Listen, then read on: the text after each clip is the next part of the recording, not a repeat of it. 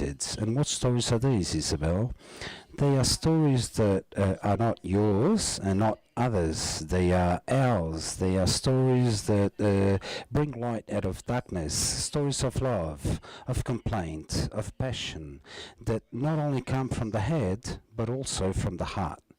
Stories of overcoming, of discontent, of determination, stories of cooperation, of fraternity, of respect and comprehension.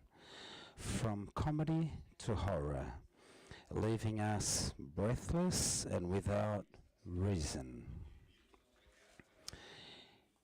They defy the status quo that allow you to see what nobody can see, that frighten us with their imagination. Those. They are going through Saint-Main-Príncipe, Angola, Guinea, Mozambique, Cape Verde, Timor, Portugal, Brazil, and they are here. We are going to listen to them right now and are going to get to know them a little bit better. It is a pleasure to be here to see the creativity, and they are going to be built with the beauty that is spread with our common language. And nobody better to show them than the creator and director of this production, Luís Campos. Here, Luís. Thank you, Isabel, thank you, Antonio, thank you all to be here present today. I had a shirt around here somewhere, but I didn't have time to put it on. I am very pleased to have a full house for this 9th edition of the festival. I'm very thankful that you're all here with us today. We are going to have a very rich session with stories that have already been referred here in Portuguese language from very different origins, and we are going to have a lot of presentations pitching throughout the day. You can follow this QR code to see all the information with all the details of the project that will be presented here today with the schedule of the festival. Very shortly, let's say that the festival does not end with this festival. We have many different other activities like workshops that you can follow, cinema sessions. All the information is available here today with .com. Here in this session, the purpose is for you to get to know all the projects that are going to be shown, script competitions. Motorex has a special award for the scripts for horror. We also have a section after the break, PT corporation, that are being produced or have been produced by distributors in Portugal. So I challenge you to follow these. They will be very interesting and enriching for all of you. I would like to thank ICA. Without the support of ICA, since the 5th edition of the festival has continued to insist and allow the existence of this festival. If it wasn't for ICA, we wouldn't be here today. To the Town Hall of Lisbon, that has, from some editions onwards, is also given the support, and the Cinema São Jorge for having provided the theatre for this presentation. All the other partnerships that we have, Europa Criativa, we're going to have a session with presentations tomorrow with the co-production of this industry. ICEP, Portugal Global, that has also this year joined us for the first time with the encounters of this industry. We have some people that have been invited that are present here today that we hope that may also be accompany us with the translation in English. We have, I think that we are giving a great beginning for the ninth edition of this festival. I would like to call to the stage also the director of Motel GUIES to the stage. Very important for the occurrence of this stage. I'll see you soon.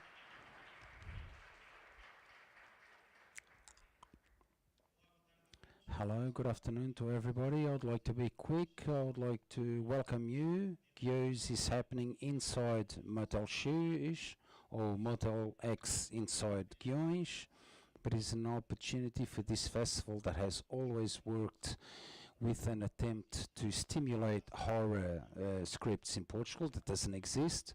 The quality of the scripts of these award Motel X scripts has gained us to a world all apart. We can build something from these talents. I would like to thank Luis Campos, obviously, for the opportunity of this experience, which is very enriching. We have a very rich schedule. Motel X is happening right after. Monday, the 18th, you're also all welcome to come. I would just like to say good luck to the 5 finalists, which are scripts Motel X, Hotel Bandeira that has also supported us, Sandra Almeida and Luís Fonseca. Good luck to them and all the best.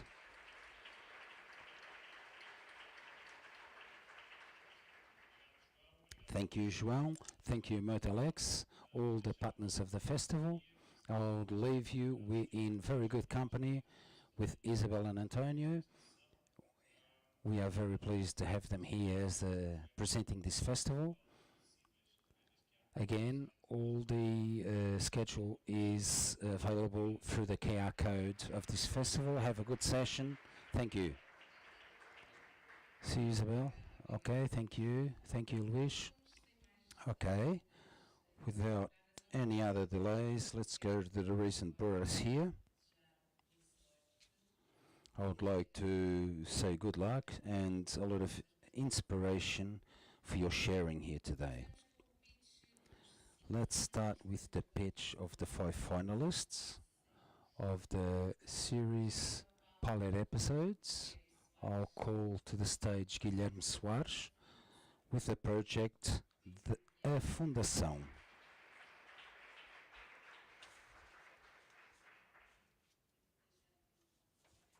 I'm going to leave you here on stage alone.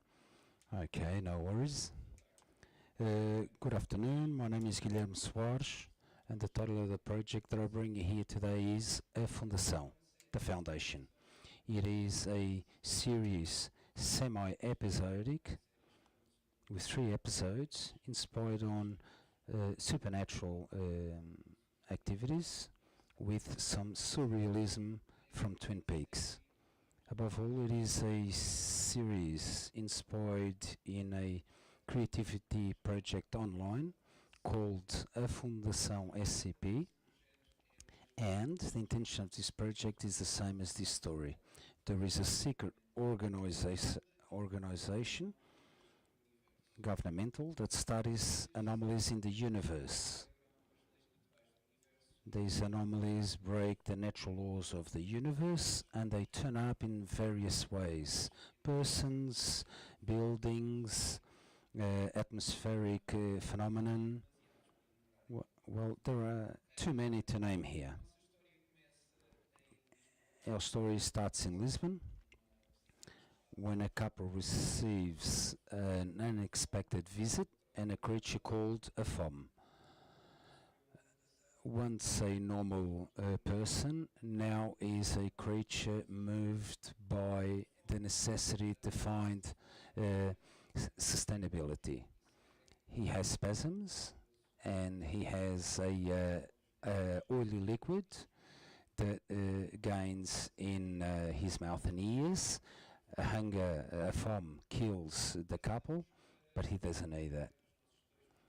Let's go to the first of our 2 characters, Liliana Mendes, a judiciary police inspector, ambitious, very intelligent, that has a big problem. She is a workaholic.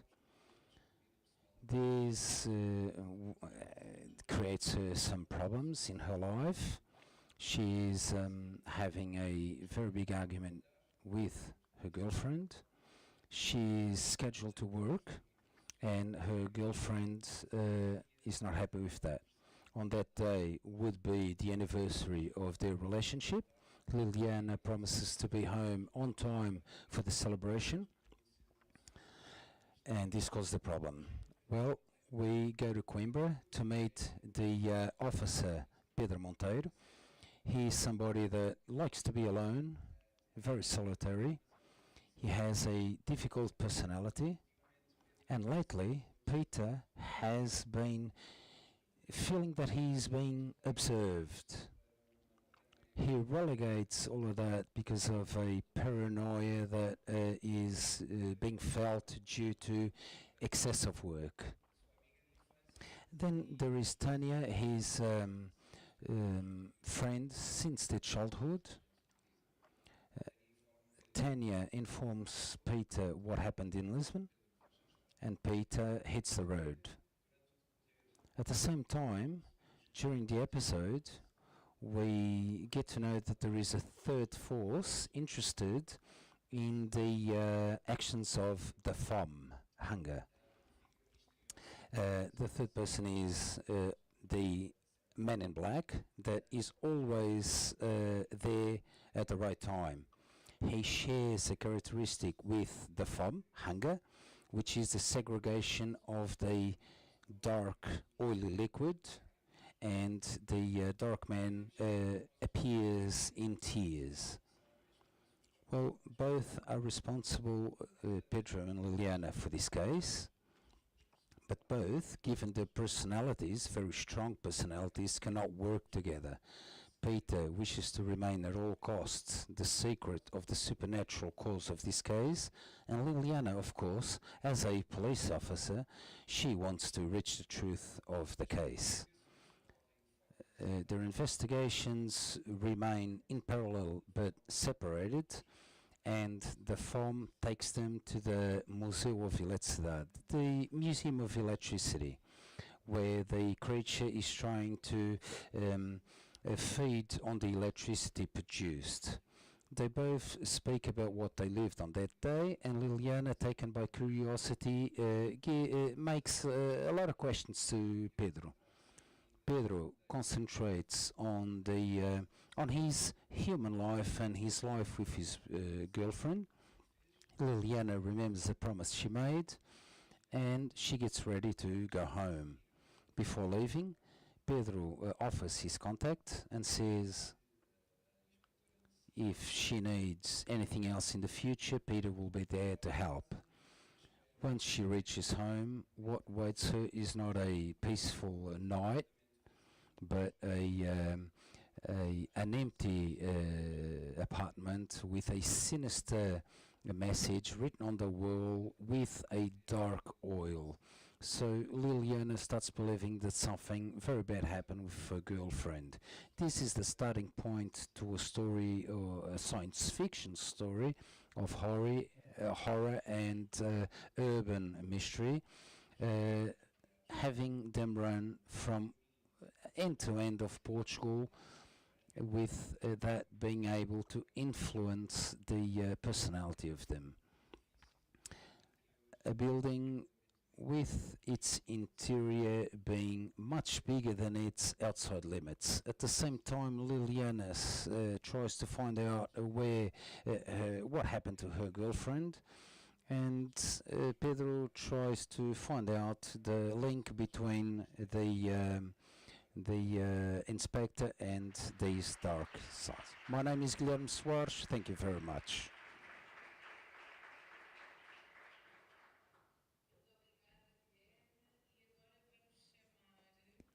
Thank you, Guilherme. Now we are going to call Valeria Mota with The Prey.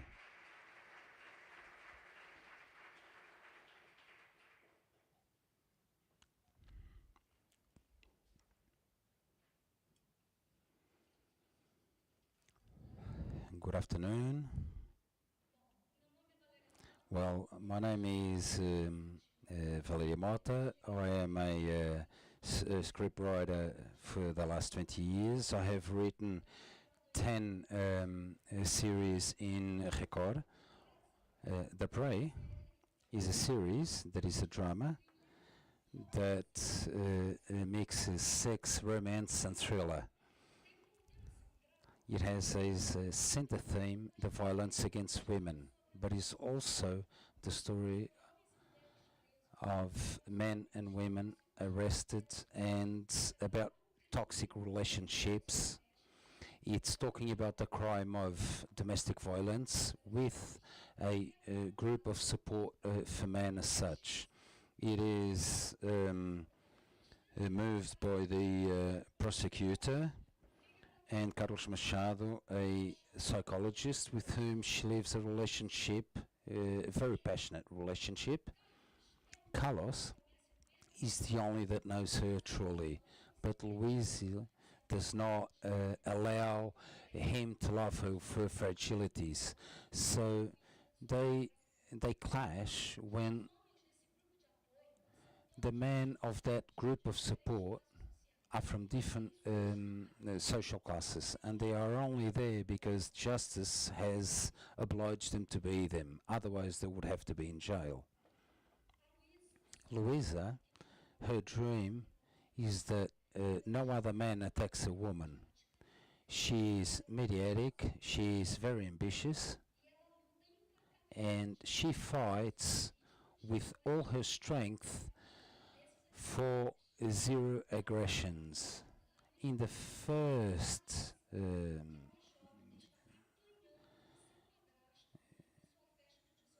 there is a young woman that gets beaten by her father. Larissa, which is a girl that is very hurt, and Natalia, that is her mother, is completely haunted. Louisa is very upset and implies to go to the support group. Miguel is very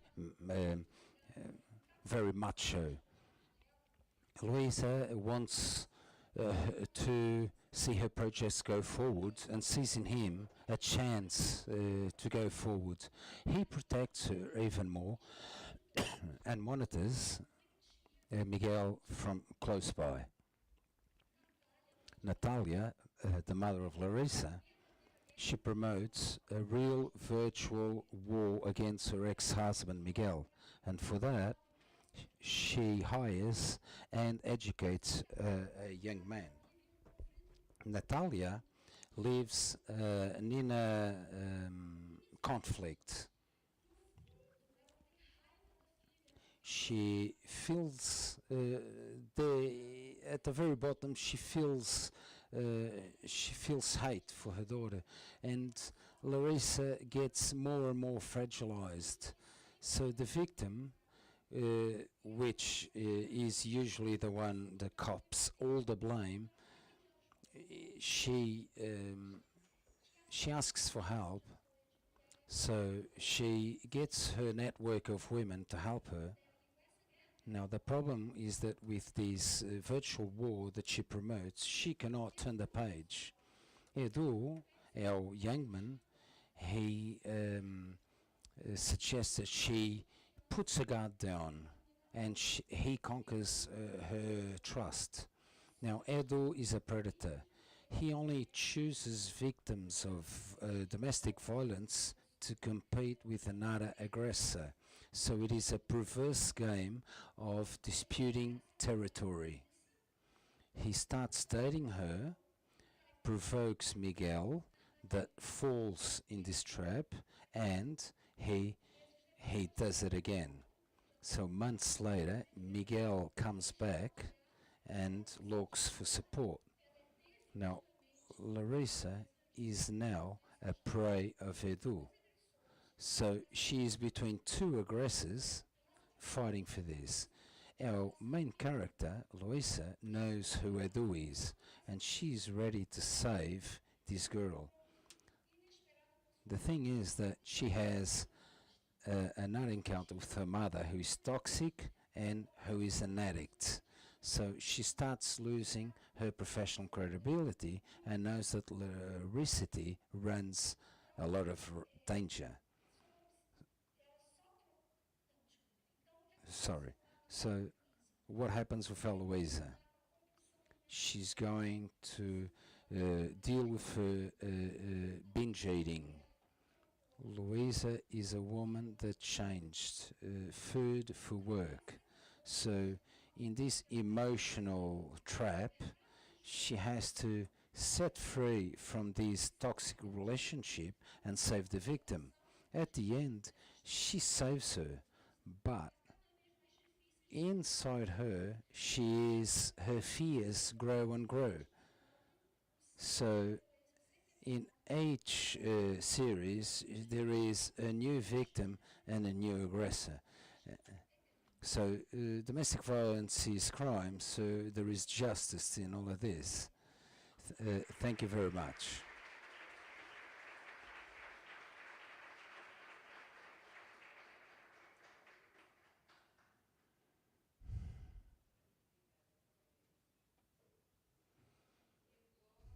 And now, after Valeria, we have Juliana Colares with Dirty Mangrove.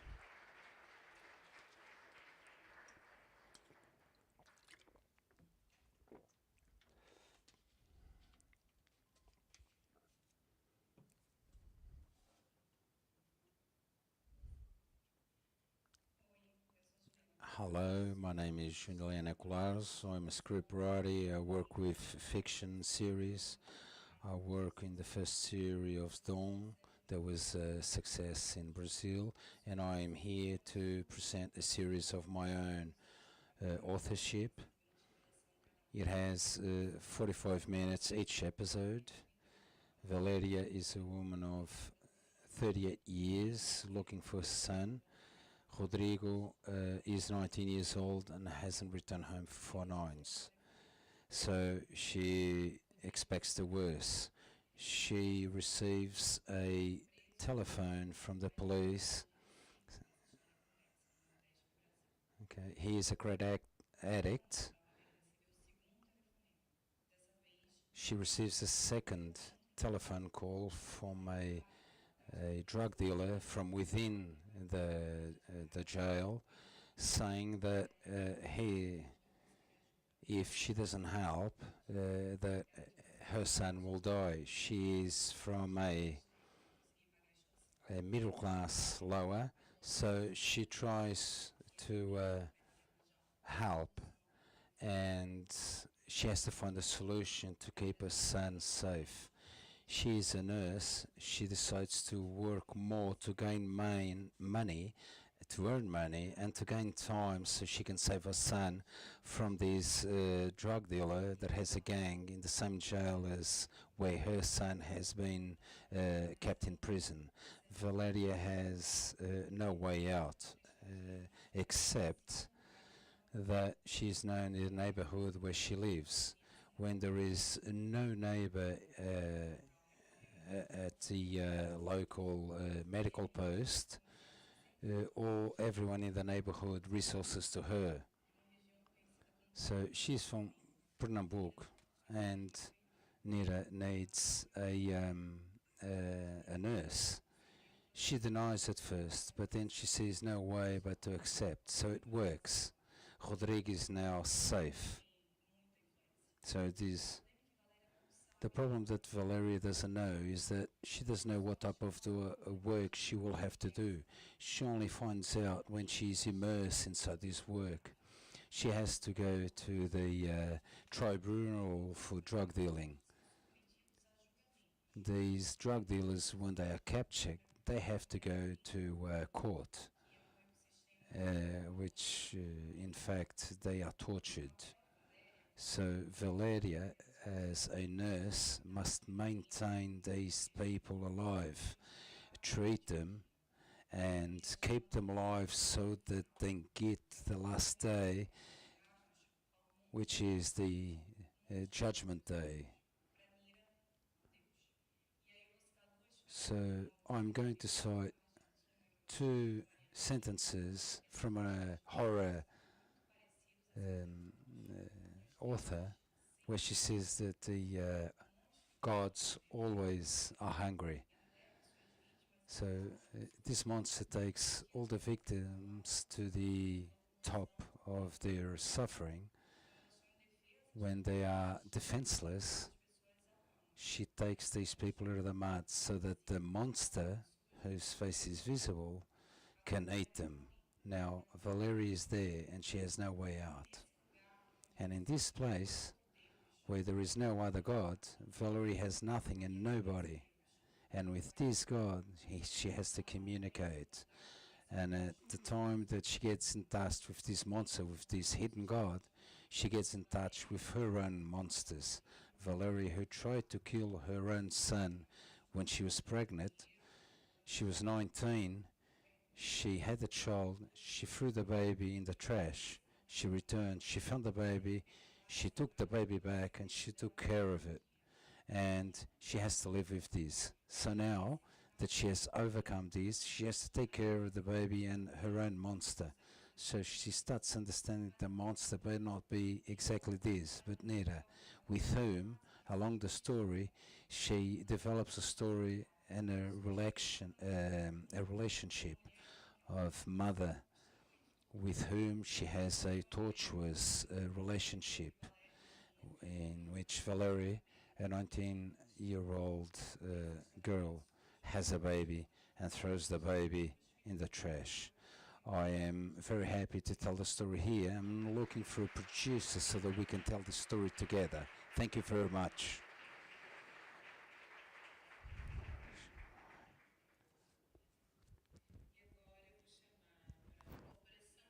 And now I'm going to call for Operation Y, Pedro Canais.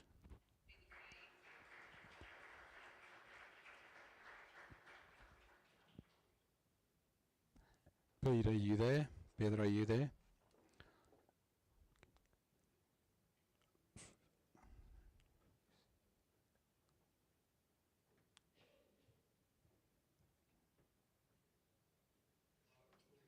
Hello, thank you very much. My name is Pedro Canais. I worked for 30 years in a private television in Portugal. I left 2 months ago and I'm starting to feel a liberty that I think here we can feel here in the best way. And the proposal that I bring today is a series in 6 episodes of 50 minutes in which I would like to reflect on this liberty, on this freedom that I started to feel when I left the TV station. During 22 years, I did auto promotions, those clips in which you make a synthesis trying to offer efficiency to a certain product, whether it's a movie or series, etc., etc. But fundamentally, my focus was always fiction. In the last 8 years, I was responsible for the fiction of a television station which is sick, and I understand what are the limitations of a TV station in Portugal. But those who work there and who look at fiction in a more liberal way, and maybe beyond their frontiers, you realize that there is a lot to do and that the Portuguese market deserves to have products that can have also a worldwide market. And that was what I tried to do with this series and with others that I am writing. And so in concrete, what we have here is Operation Y, which is a provisional name for a series that is a crime thriller script. And what we have in this story, in the beginning of the story, we have It's beginning with a boat going through the Tagus River, and it is hijacked. So there is an alert created in the social media, but there is an inspector on board, Mata. She is our main character. So she is a police officer in the police judiciary police. She has very special characteristics. So for many reasons she was put away from Portugal. She was second as a teacher at the European Police School, Europol. So she was put there so that she was put away from this area of competition in which you can find these chief inspectors in Lisbon that wanted her away. So when she returns, she is on board of this. Well, she lands at the bases of Montijo, and when she is on board of the boat that is making the transfer from Montijo to Lisbon, the boat is hijacked, and the boat is hijacked by a radical group. This radical group starts after this first action. It continues to act in the same way, which is there is an attitude of defiance to the state of law, to the Portuguese state, but the action of this defiance follows in a different way. All the people hijacked are freed. So the Portuguese government believes that there is a motive for communication. There is a vision to society that begins to be projected through these actions. Of course, the hijacking of this passenger boat is just a first action. We are going to see this gathering of actions following, and the Inspector Marta in conflict with the chief inspectors of the police in Lisbon. But she always works to go to the point of the actions of what is happening. So she then sees that there is a group promoting in social networks and in social media a political interest that is above all political, and she starts to be suspicious that these political actions go beyond what she imagined. So starting from there, she starts she begins a course in the direction of discovering the main objective, which she believes to be far from what she imagined from the beginning. My series is called Operation Y. So I say again that there are 6 series of 50 minutes. I have a suggestion for the casting. And that's all. Thank you very much.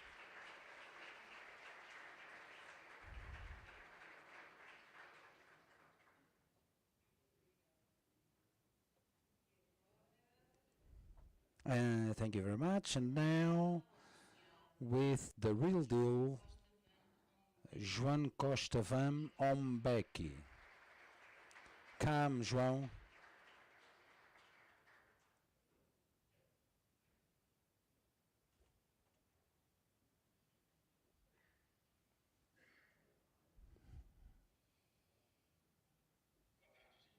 Hello everyone, my name is João, and I'm going to present my comedy series called The Real Deal. It is a series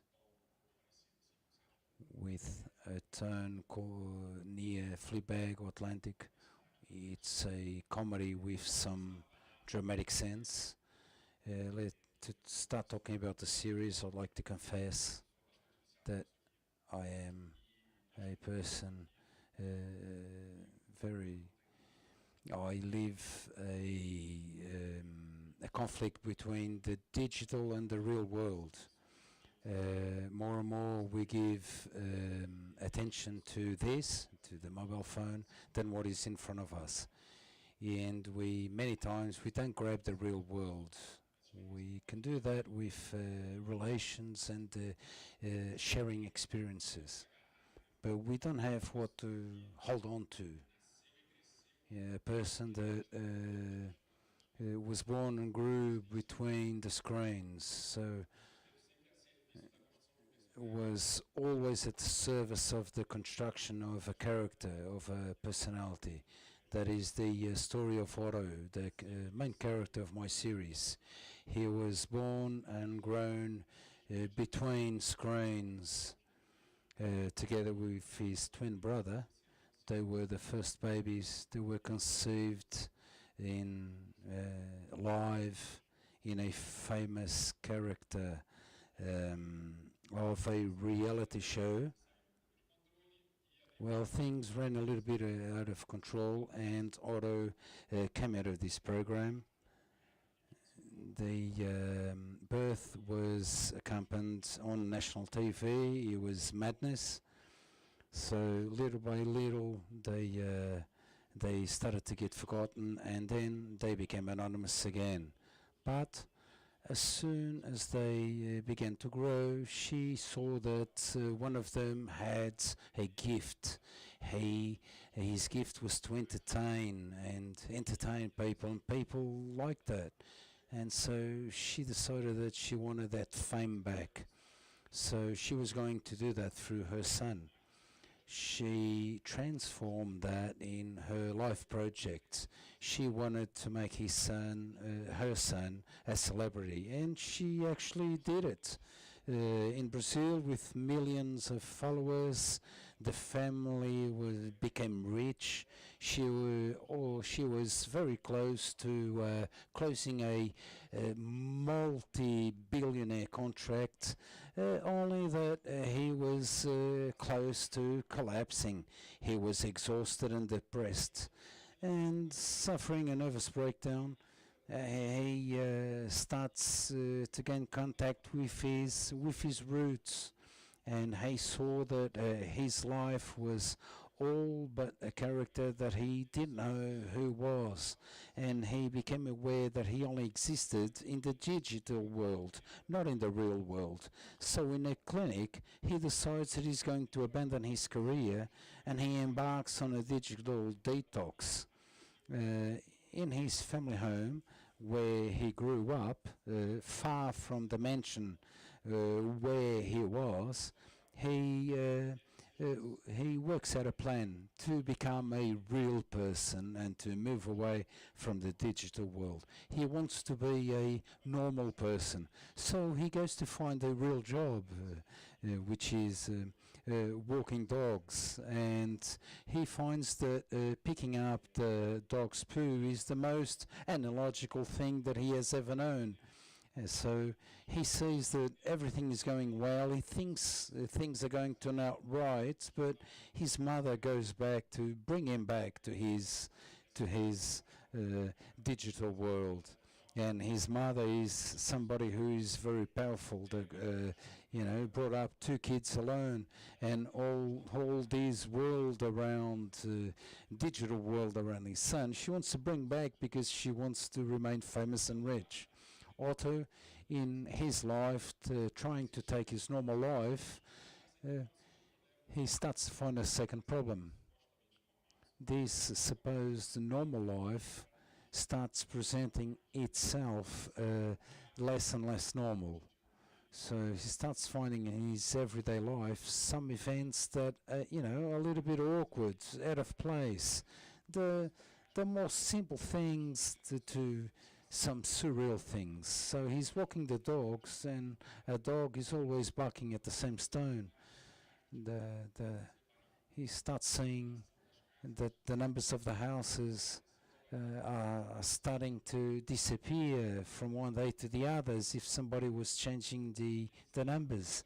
So he sees symbols painted on walls, terminology. he looks in the mirror and he sees that that symbol is tattooed on his back. So some surreal things start happening to him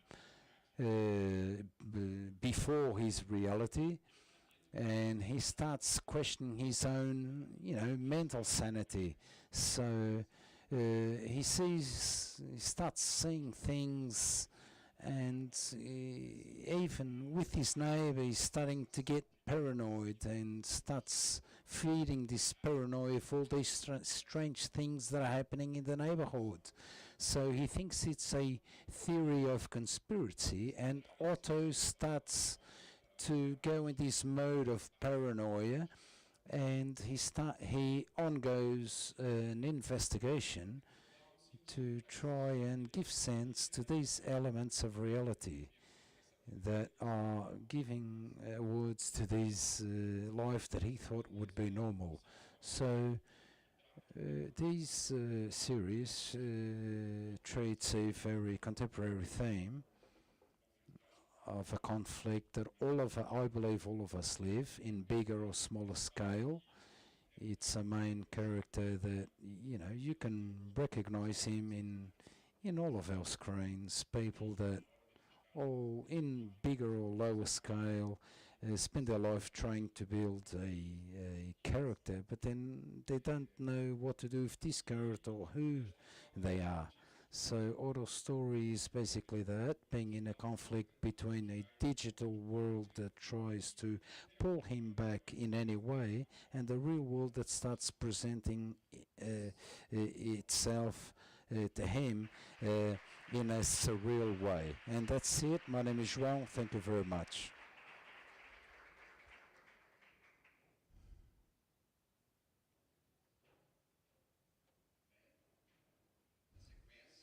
Okay, in the sequence, let's go to the finalists of the competition of feature scripts. Okay, let's call Tiago. Here is Tiago Machado.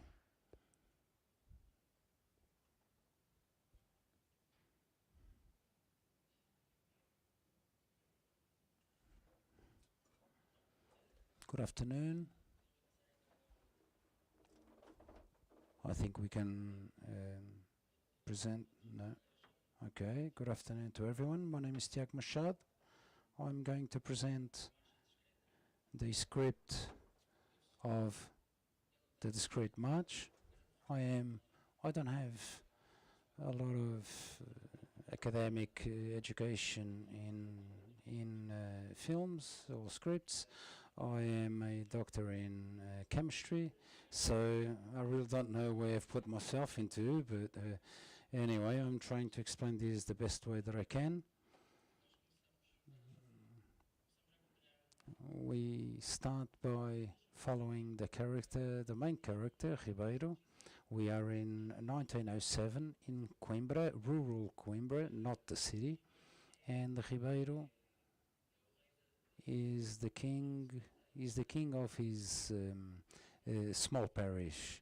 He is the owner of vineyards, of large pieces of land, and the reality is that he is the heir of an empire in decline, that is declining, and most things that he does is just to cover up. Things are not going too way economically wise, even though he transpires exactly the opposite to the outside world. He receives a proposal, a strange proposal, from a friend that is from Lisbon. The proposal is to meet somebody who makes a proposal to him. He's going to do smuggling of information. So he's going to send letters and information hidden, and merchandise hidden in his packages, in his transportation. In exchange for that, he receives money. In the beginning, it seems like an excellent idea. He accepts, and things start going well at the beginning. But then, from a certain point, he starts being suspicious of what exactly is being transported by him. So at a certain point he opens one of the letters and he discovers that there exists something there that is not quite right. So at a certain point he can find an address, and he goes to that address and he discovers a strange ritual. He finds a cellar, a wine cellar, where they do the strange initiation.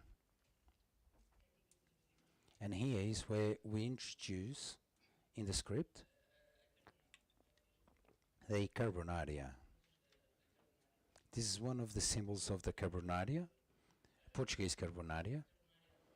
The carbonaria is a secret organization that was founded in the end of the 19th century in Portugal, and one of the main objectives of the carbonaria was the incitation to armed incitation to end with the monarchy. This organization that is a little bit forgotten from the Portuguese history, but it existed, and it influenced directly the killing of the king in 1908, and basically it was able to stop the advances of the intentions to maintain the kings. And the killing of the kings actually came from the Carbonaria, with direct orders from the Carbonaria to assassinate the king. One of the curiosities about this organization, Carbonaria, is the flag, the national flag that we have in our present day. Usually we are told that red and green, the red is the blood that was shed and the green is hope, but there was a justification given after that, because in reality the flag that we have at the present moment is a direct adaptation of the flag of the Carbonaria, which had those two colors. The flag of the Carbonaria also had that symbol that was then removed from our final flag. So what happens is that he finds out that although Carbonaria was part of the history of the discrete march, it's not the Carbonaria that the film deals with directly. The contact that we have with that story is when he finds out that in truth Ribeiro, the main character, is allowing information to pass from this organization for various reasons, which is a clandestine organization. And from the very moment that he enters in this organization without being allowed by anyone, he's discovered, and from then on he starts feeling that he's followed, and then we accompany the falling of everything around Ribeiro. He controlled everything, he had everything under control, and from the moment that he discovers this organization, he starts seeing that he is very little, and that there are many things that he cannot control at all.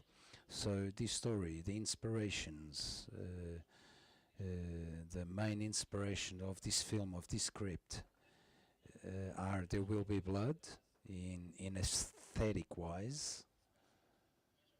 That is a film that happens more or less at the same time, the film Why Eyes Wide Shut, that is also related to this cult, where there exists a cult and the discovery of a ritual, and basically it's this.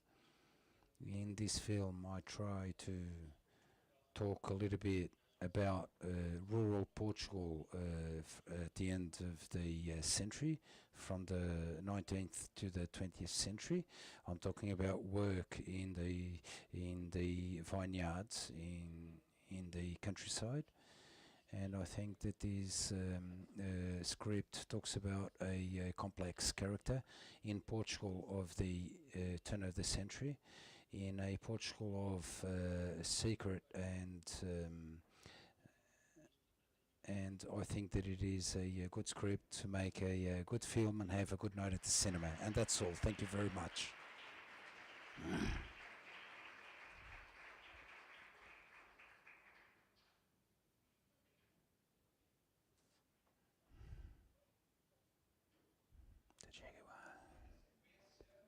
In the sequence, let's meet the Jaguar from Emmanuel Lavour.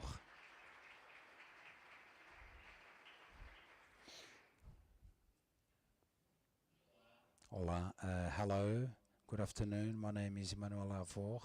I am the director of Lavour, which is a session a Brazilian session. It accompanies Bida and Bidô. They live isolated in the heart of Cerrado. A lot of fires, a lot of droughts that affects their kitchen garden that is growing smaller and smaller, and they receive the news that Yara, their daughter, has just died. So Matthias, the grandson, starts living with them in the countryside. So from then on there is a conflict between grandmother and grandson because they have very strong characters. Bidô has a more easy personality. She's a very happy woman. She starts leading this relation and captivating the kid, but the other one starts being more silent, listening to the sounds and movements of the nature, and she starts feeling that there is a jaguar going around. We don't see it, we just feel its presence through her feelings, and it's very disturbing. So it's very filled with mourning by the presence of a jaguar. She starts transmitting her feelings, and the grandson starts growing, and she starts growing milk, and she starts watering her kitchen garden with this milk. And these characters, a long time, they start dealing with the hurt of the mourning from the death of the child better. And Adira wakes up, she doesn't find Adira at home, and she starts finding. So this kitchen garden that has grown and grown when being watered by milk, and she can't find anyone. And she sees the head of a jaguar. So this is not a blood-shedding animal, but a poor animal that is burnt and hurt and has. So she starts looking at the eyes of everything that she was afraid of, her grandson, and the jaguar. And she walks with them home, she closed the door, and this is how the story ends. I didn't have the chance to meet my grandmothers. One of them died in the month that I was born, and this was an opportunity for me to talk about my mourning with not having met my grandmothers. In Brazil, I started taking photos to make known a group of women that are known as women of the Cerrado. And these photos not only serve the purpose of showing their work, but also to be included in this film, a film about nature, about mourning, with this domestic mourning that these characters face, a mourning for their natural Brazil, and at the latest for nature. It is very important to position the Cerrado in the middle of this debate, because we talk Amazonia, but Cerrado is the biggest savanna in the world. It has a lot of diversity, nature, and it is being destroyed at a very fast pace. So in this sense, the jaguar is a very important animal of the nature of Brazil, because it is a very spiritual animal. It is our totem. It is in our clothes, in the cinema, in our hearts, and it is an animal that is almost extinct. And it's amazing that a country the size of Brazil has an animal representing it, and it is almost extinct. So the motto of this film is symbolism. It's sublime. And the idea is that this becomes a film that, although severe, it may also become a beacon of hope. So thank you very much.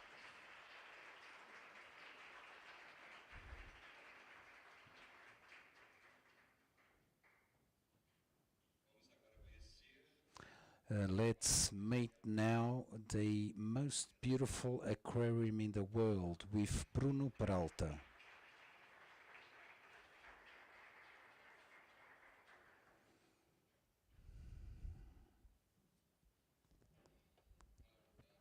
Hello, good afternoon.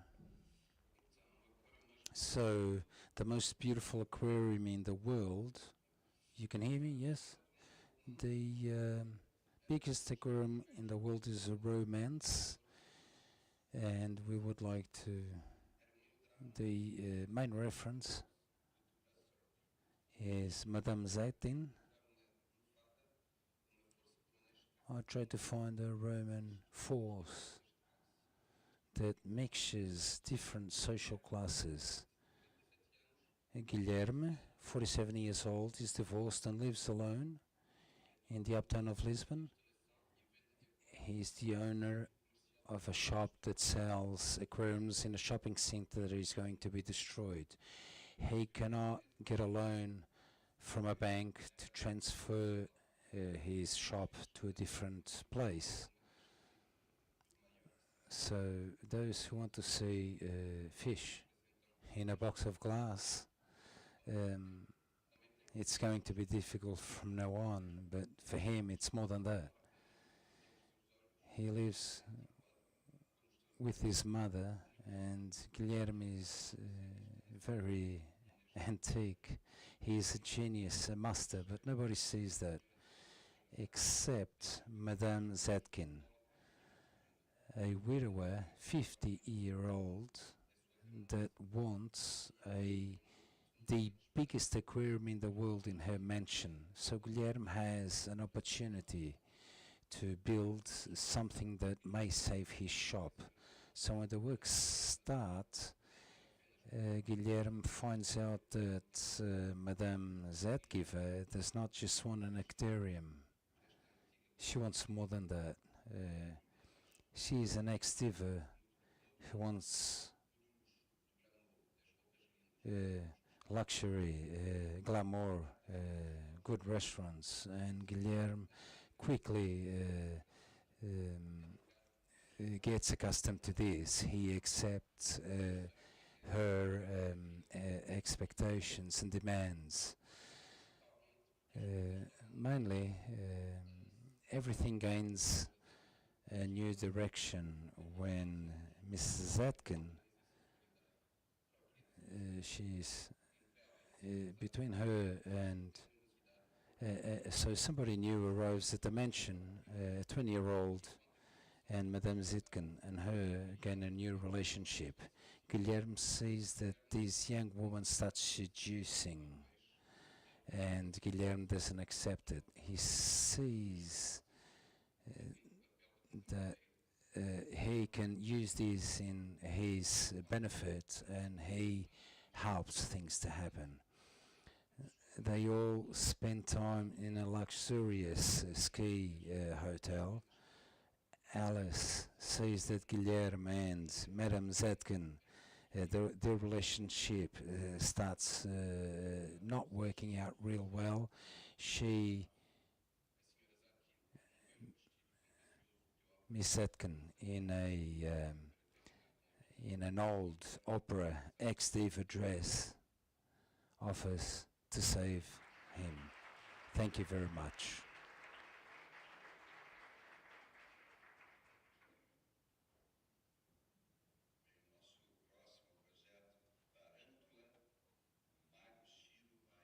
Our next project, Tarantula, Mario Oshiro is going to present it virtually. Hello, my name is Mario Oshiro. I am the scriptwriter of the script Tarantula, and I am very thankful to be able to share this project with you. I believe that the best stories are the stories that remain with us long time after they have been told, and I believe Tarantula can be one of these. In Brazil in the 1980s, to remove the travestis from circulation under the pretext of fighting AIDS, the police launched Operation Tarantula. It is in this scenario that we know Alice. She is a transvestite and she's having a relationship. She is the love of Rui, a married police officer and family man. Now Alice is being hunted by this operation, so she accepts being taken in by Rui. So Rui gives her, he tells her to use her given name, which is Antonio, and she accepts to be treated by masculine gender expression, which is Antonio. So she, to survive, Alice infiltrates Rui's house under the nickname of Antonio, so that his wife, Elaine, won't find out anything. But the same day that she arrives at Rui's house, Rui dies unexpectedly in an accident, so Alice doesn't know what to do or where to go, so she remains in his house. And from then on, Alice and Elaine, they start sharing the grief of mourning. So from then on, we see the relationship between the lover, the wife of Rui, who died, and his children. The wife is also pregnant, 5 months. She doesn't have the husband anymore, and it is Alice who helps Elaine understand herself as a woman. The children don't want anybody to feel the empty space that the father left with his death, and as the story goes on, Alice starts occupying the space that Rui occupied when he was alive. But Alice lives the dilemma of having to set herself free from living a lie as Antonio, and what she is in true life. And Alice starts falling in love with Antonio, so the story is taken to extreme. Alice has to find a place where the love she feels does not make her feel guilty.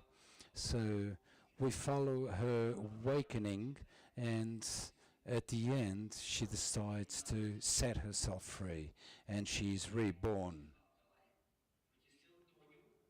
She's reborn Alice. So who she really is Alice. Tarantula is a story of occult love,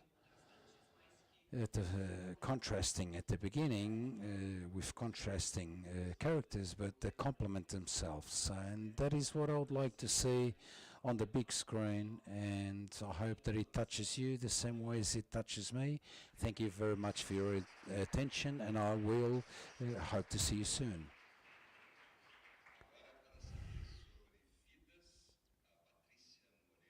And now, to find out about lives, we have here with us Patricia Moreira.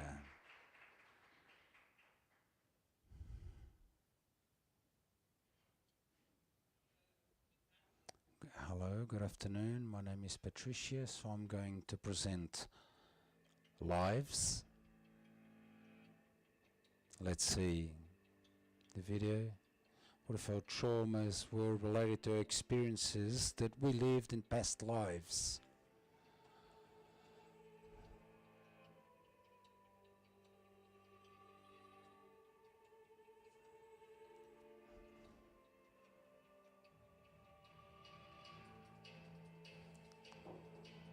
A journey to the return of our past lives.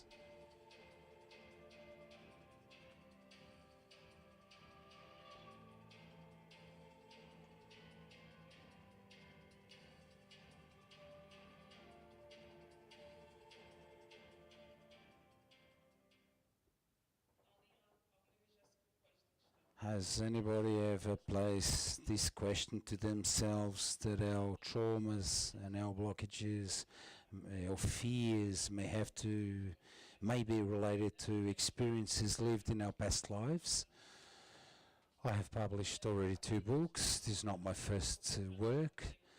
Lives is a story of the life of a black woman.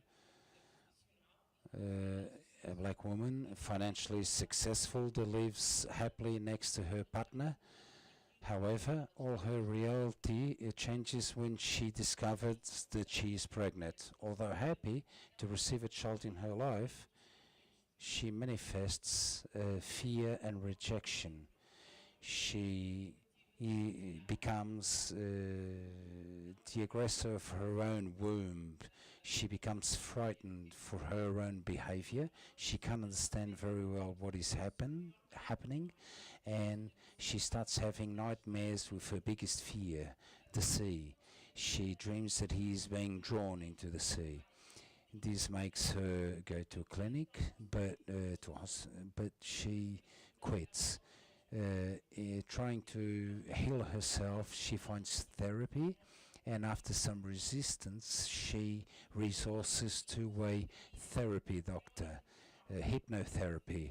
So the doctor takes people back to their trauma and tries to heal them beginning from there. And this doctor takes her to her past 4 lives, and she discovers that in her last 4 lives she lost her children in every life, and that she was not being able to protect them because she was black. This reflected in a feeling of guilt that gives these feelings to her, feeling fear for being pregnant. So this is the proposal of lives, talking about maternity of a black mother, what was being a black mother in the year 1590. So we talk about the condition of the black mother. She goes back to the times of colonization and slavery, which is another theme that is drawn here. I decided to talk about this not only to talk about my ancestors, but also to speak about the other side of the story, but also to give my contribution to the discussion of this theme in society. Through this, we can understand the mechanisms and how they work in our society. Unfortunately, today, we still have a difference between the black mother and the mother, and a black mother that um, was a slave in 1820 and that had 6 children, and she saw all her children being sold as slaves. So how can a woman see all her 6 children being sold as slaves, and am I not a woman, is what she asked. Thank you very much. I am, I can, I can't, but I was moved. And now we move to the finalists for the awards Motel X GUIES, which is something new in this year's festival, which is for scripts for horror movies. So, for Fangs and Claws, let me call Marino França and Francisco Lacerda.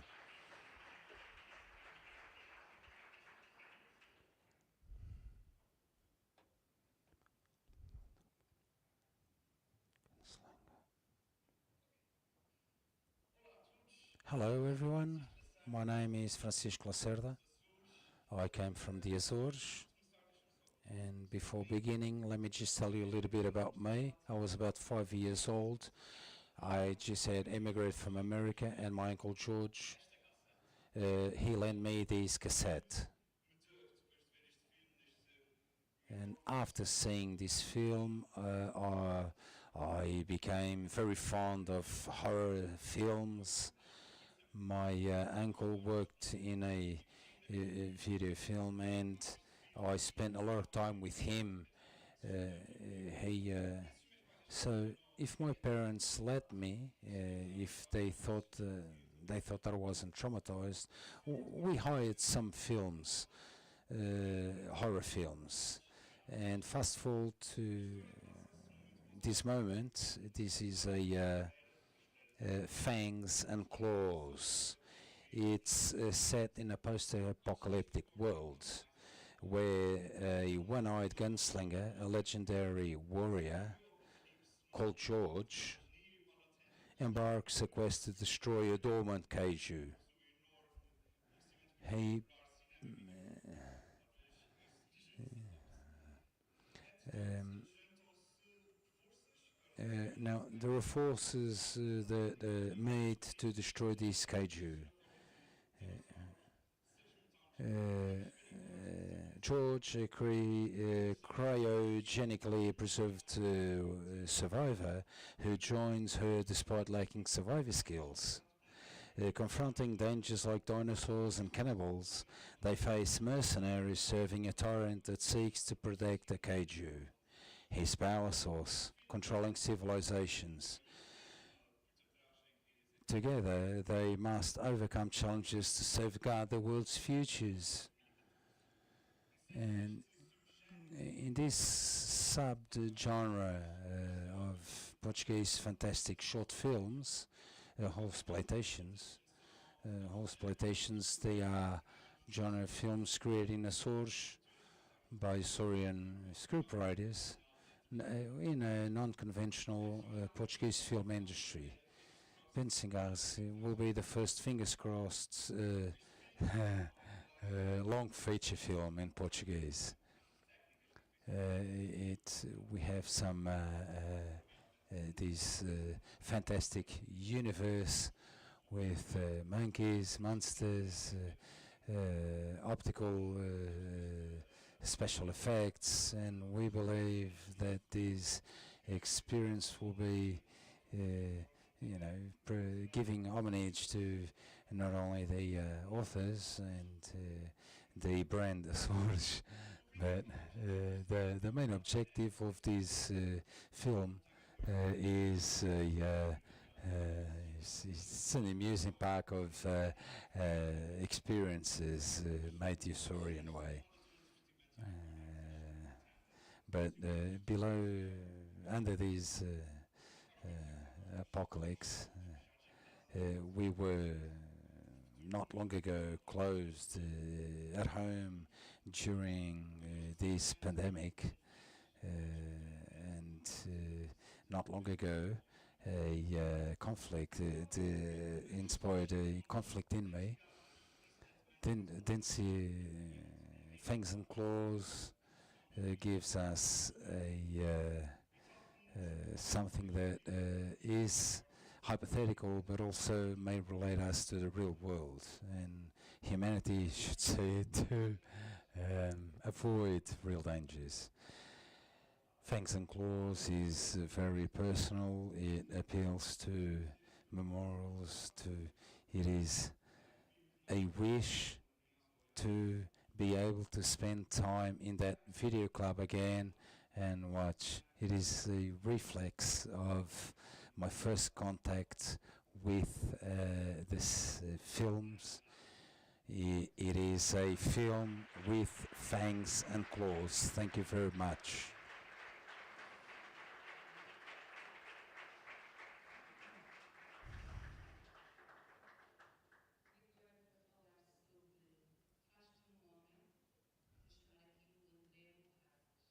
And now, to talk about Met Up, I'm going to call here André Mojaces. André?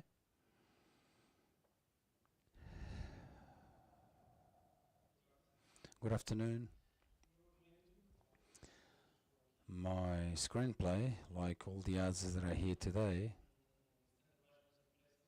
it has 70 pages printed. So it's a story that I'd like for it to become a film. Imagine that today I bought a newspaper at a kiosk, and that I saw that there was an amusement park that was going to open, and it was an amusement park inspired by the colonial war. So this is it. It's a let's show a slide. We do a big flashback to the 60s, where we see a young Victorian that goes back to that time, a time of toxic masculinity, full of masochism, where there is war and where is also love. The story intends to bring the story of love with war, and nothing better than the colonial war to do this, to show this. We spend all the colonial war where we see all the crime that occurs and that marks this young Victorian, and the amusement park inspired in the colonial war. He is going to go back to meet a lot of people that were there at that time with him, and he's going to discover in the end that this amusing park is its aim is to be able to take some people that are it is inspired in Manhattan, and he expects to save people that are set in the Algarve. The mood of the story is this. I'm going to let the images speak for themselves. Next one. Portugal has some films made about the colonial war, all different, some more poetic, or others more documentary, others on the perspective of the women, but there isn't a story yet that shows the colonial war in a horror perspective. Or next.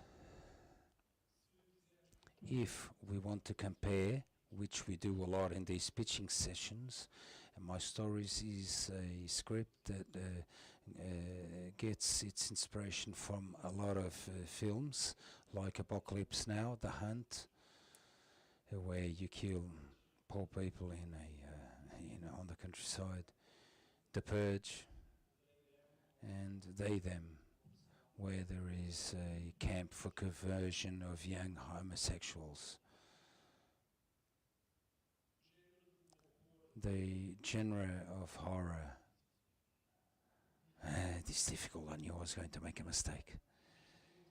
Exists a lot in the genre of horror, like the film The Prana, that traumatized me when I was young, and that had Michael J. Fox, and there was the boy from Back to the Future, and then he was in a horrible film. Even the Nazis that come out of the snow again and become zombies. The genres has been very explored in the horror genre. The queer horror has already had a lot of fans and has a lot of products. The Nightmare on Elm Street, number 2, the best of them all, explores all these environment. Interview with a Vampire, they all have queer characters, homosexual, trans, bisexual. They are very interesting characters and the audience. And this story, I believe, that has a lot of interest for queer audiences, and they identify themselves with characters that are basically put aside by society because they live two lives and who feel afraid of what are inside them, like a J. Fox that transforms himself into a furry creature at night. So in the end, we are all equal people like any other people. Next slide, please. Tell you also that this story, I wrote it in April, and in April I traveled to Germany, and 2 hours after I landed I had a very severe accident. I have 2 bolts in my leg. I spent 2 weeks in the hospital in Germany, a hospital that was over 100 years old, that had a lot of stories, went through war. So at night it was a hospital of ghosts, and I know that you believe in ghosts because these are films of horror, and at night I saw horror films, and at night I wrote the script. When I returned to Portugal and I started recovering and doing therapy, the doctor told me that everything happens for a reason. I haven't discovered yet what the reason is, but I would like to find it and to understand it. Thank you very much.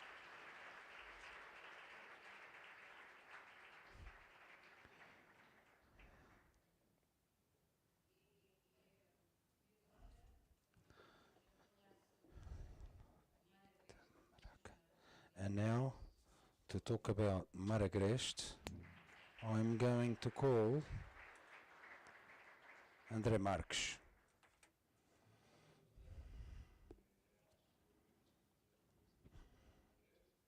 Hello, my name is André Marques, and I'm going to talk about the script Maragreste. I have a short film to show you about it, and maybe I'll show you and I'll talk again at the end. But thank you very much to Motel X and to GUIES for selecting the movie, and congratulations to them for this initiative, for this slot of industry that is so small. Thank you very much. Let me show the film.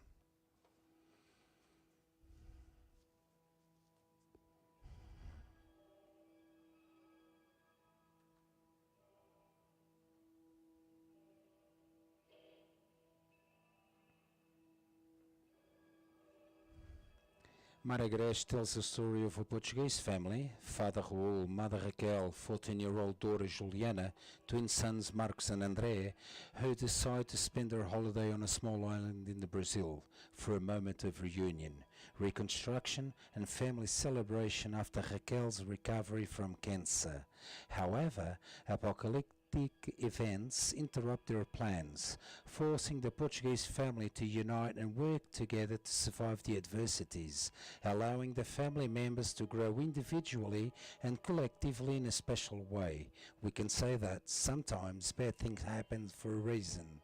Maragreste is a psychological film which investigates the darkest corners of the human psyche, reflecting on the meaning of fear and the survival instinct triggered by it. Maragreste is an at you a film project that lies between drama, thriller, with moments of comedy and horror. It will be my second experience in the genre after the short film Não Procures Mais Além from 2019.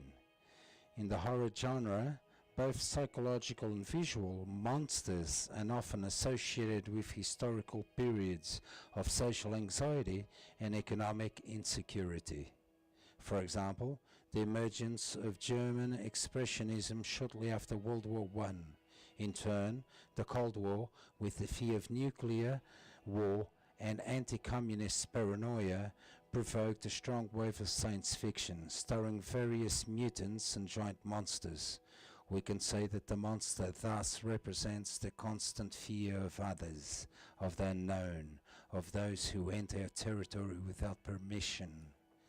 I also start from the premises that monsters have a strong duality because, as psychology and philosophy suggests, monsters are nothing more than the reflection of humans.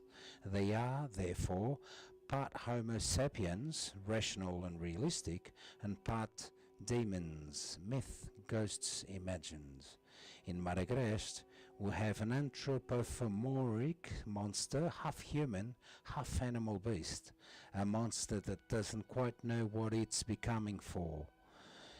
First, inducing fear through its mysterious, solid and apparently impenetrable presence, then attacking fiercely night and day.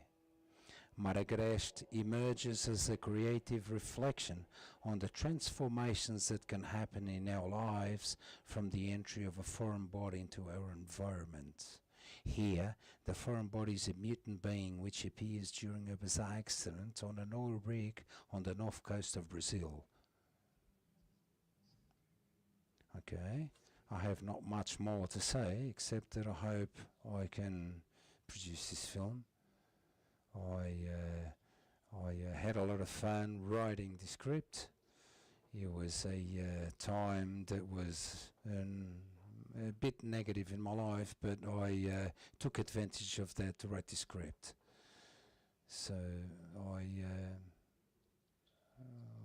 would looking for a Portuguese producer that would like to make this film. Thank you very much. And now, to talk about Maria Don't Kill Me, I am going to call Sofia Perpetua. Hello, my name is Maria Perpetua, and I wrote Maria Don't Kill Me. Imagine that you're going out at night in Lisbon and that you return home at dawn, or you wake up and you go out to work and you pass nearby the Pantheon and you trip on something like this. In an early morning in 1848, Lisbon woke up like this. Maria José killed and dismembered her mother during the night and scattered the pieces of her body throughout the streets of Lisbon. She became known as the matricide of Lisbon. The young Camilo Castelo Branco wrote in just one night 16 pages in a sensationalist leaflet this case, and included some gruesome details.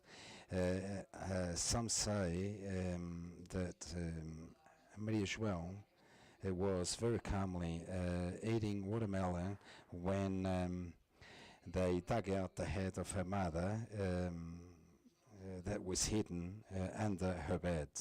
I identified myself with this. I like watermelon very much.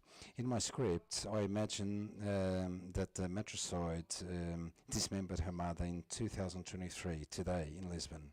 I can't imagine a better scene to start this horror film, this Portuguese horror film, than tourists horrorized stumbling on human remains scattered over the Portuguese pavement, full of blood.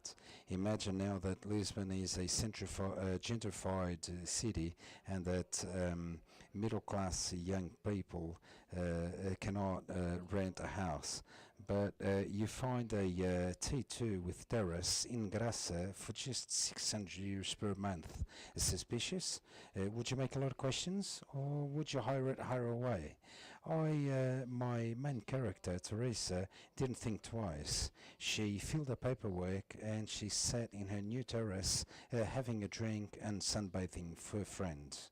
On the terrace, there is a statue of the Holy Mother, and strangely, it always appears to be turned to the wall. There is some small serpents that appear here and there, and a rooster that don't bother anybody. There are butterflies, lots of them, and a rabbit, and they're always looking at Teresa. In the building, there are many neighbours living, peculiar neighbours. Between them, Branquinho do Castelo, a driver of the tuk-tuks that writes little books of literature and of user, and the origins, the mythological origins of the city of Lisbon. The Greeks called the Portuguese territory of Usa a land of serpents.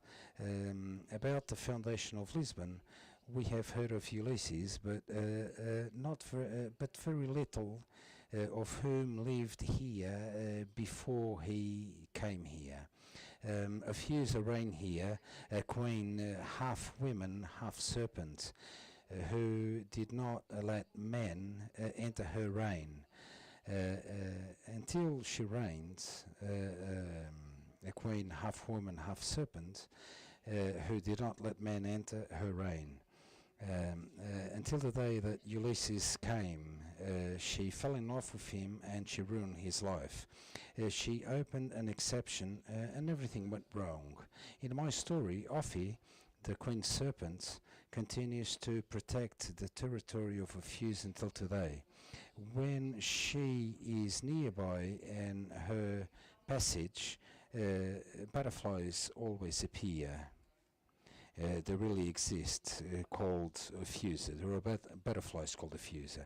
But going back to my main character, that we left drinking with her friend on the terrace, at the beginning of the night, Teresa decides to clean her house, and she finds a head buried under the bed.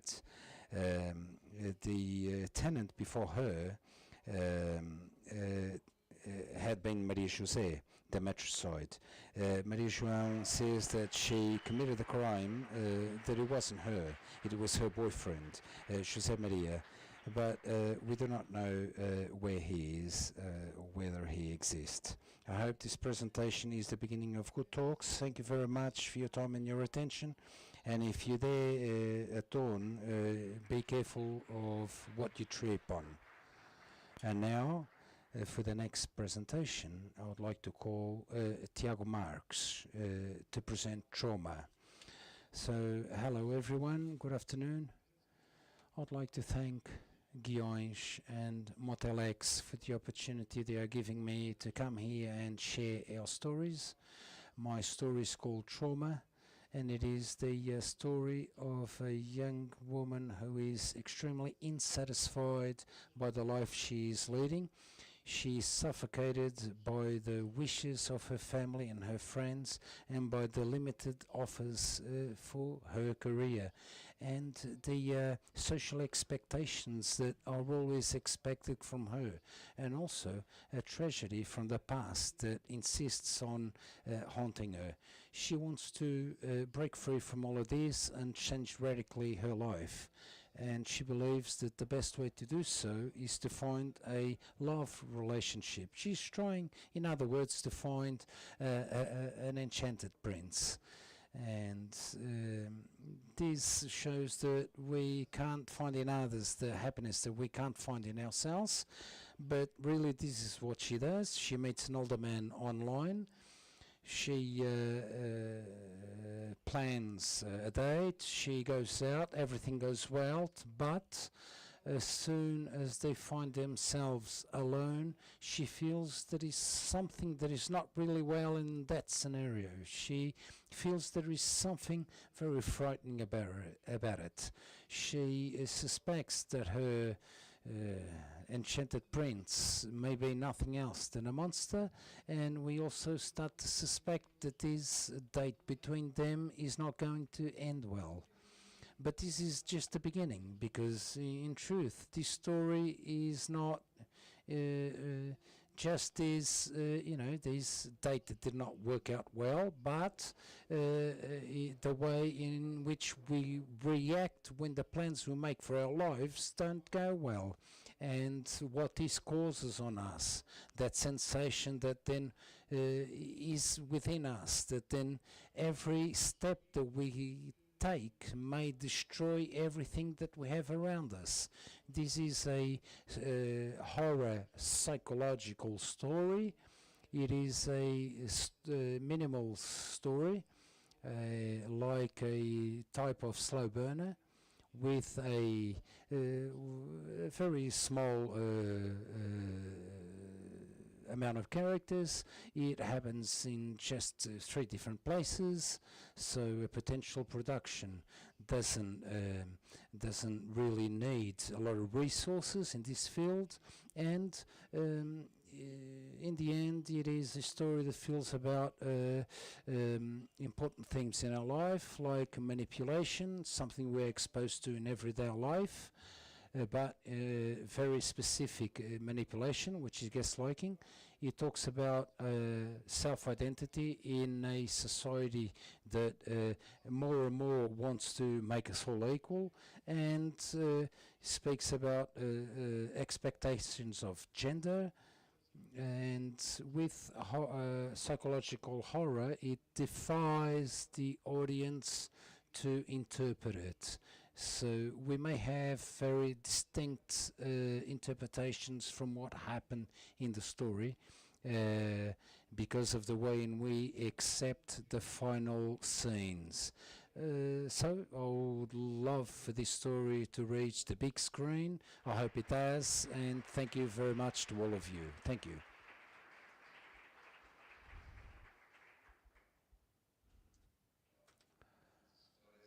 How many incredible stories, hey Isabel?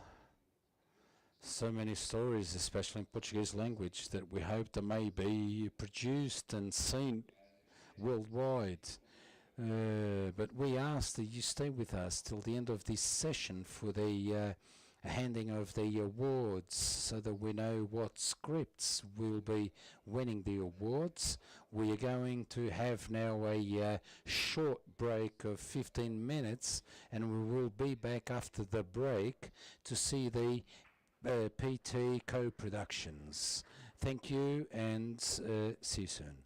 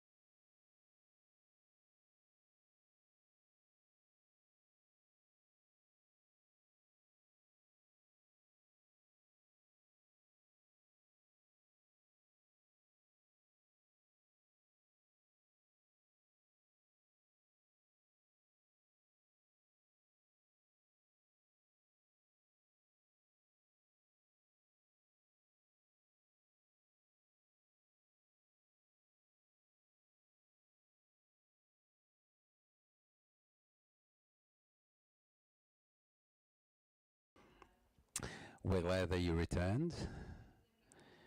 Just a reminding that this session is being broadcast in streaming in the YouTube channel of GUIဧES. Well, let's give start to the pitching of the selected co-production projects. This section is dedicated to the projects in Portuguese language being developed and or production that seek opportunities in international co-production, sales, distribution and financing. This year we have the pleasure to present 11 projects, and they are, we have many actors at our disposal here. So the first project is The Adoption from Alan de Berton, production of Berton Films from Brazil. And we're going to have the presentation here on film. Hello, my name is Alan de Berton. I am a screenplay. This is a film inspired in my own experience. Lived as a single father, gay, living in the northeast of the country in Brazil. When I met my son for the first time, I was in a process of union in which we create intimacy with the adopted, and that's when I realized that being in that institution of shelter, the paternity process of adoption, I understood how that was a very peculiar world. A lot of emotions, affections, uncertainties, and also a lot of frustration. When you're in a shelter, we have access and we understand the level of lackness of affection, of financing. Being a single father, I had to prove to the people that were there evaluating me, my competences, this paternal domain that is very consolidated in the place of the mother, who usually have a place of affection and of basis of the family. And being a sole father, I was in a place of criticism, as if I was not able to take care of a child alone. Not being married, that not having a husband, I understood that I was being doubly evaluated. So this film places that theme on a psychological level, very psychological, where the father is 40 years old and he is in doubt of becoming a father or abandoning all this dream because of the whole process of having to demonstrate competence in becoming the father of a child, and the whole relation with the father. And in this film, I would like to place in a very delicate way all this anxiety for these children in search of a family, of love, of protection. Apart from my son, that in this story is a character, an important character, the film will also be speaking about other points of views of other children, giving a view of a general, an aspect of a general view of how relations are between them, of the children, the adolescents of an institution. The film, it has a distribution of Berton Films in Brazil, and it is nowadays we are waiting an answer for the call to of co-production countries and international distribution. It is my second feature film script, and I have had some success of audience and critic, and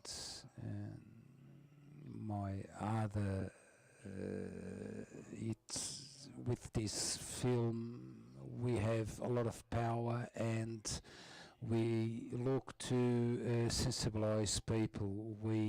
He talks about love and the power all around it. I'm counting on you.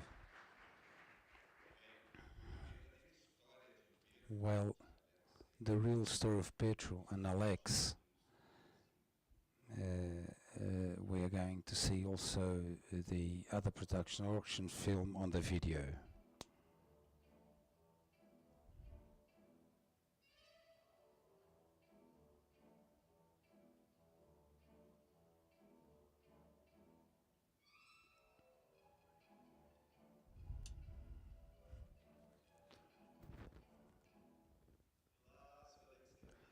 Hello, I'm Alex Habibi, director. I would like to present the project of the real story of Pedro. But this is not my pitch, it's Pedro's pitch. I showed him, he didn't approve it, and he corrected it, and it became much better than this one. You don't know, but you already know Pedro. He was the one who gave the idea of Girl of Panama. He suggested, he gave the idea of E.T. to Spielberg. So that boy that he escalated Pelé, that made Brazil be double champion in the World Cup. So it starts with Pedro at age 20 and cutting his mum's Bible. After throwing it in the rubbish, Ezekiel made a very smaller book, and in the end he wrote Genesis, which was very more surprising than this one.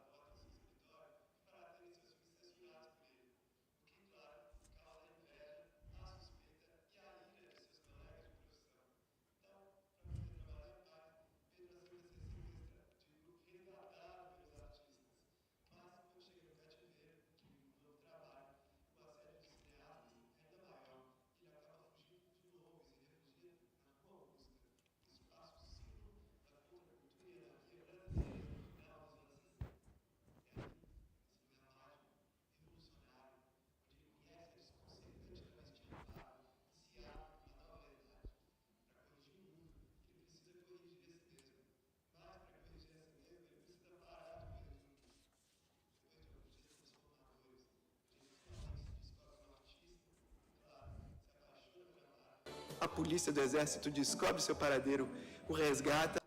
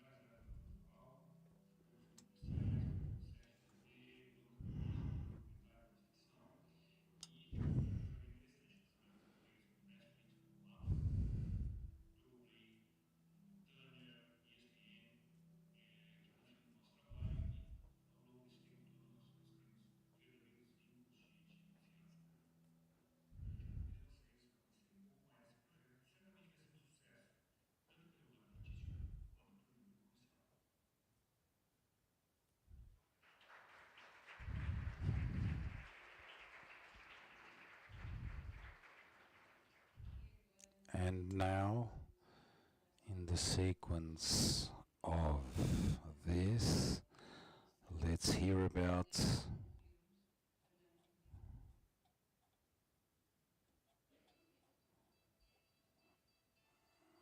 As Pantufas de Pedro. Lê bom filme.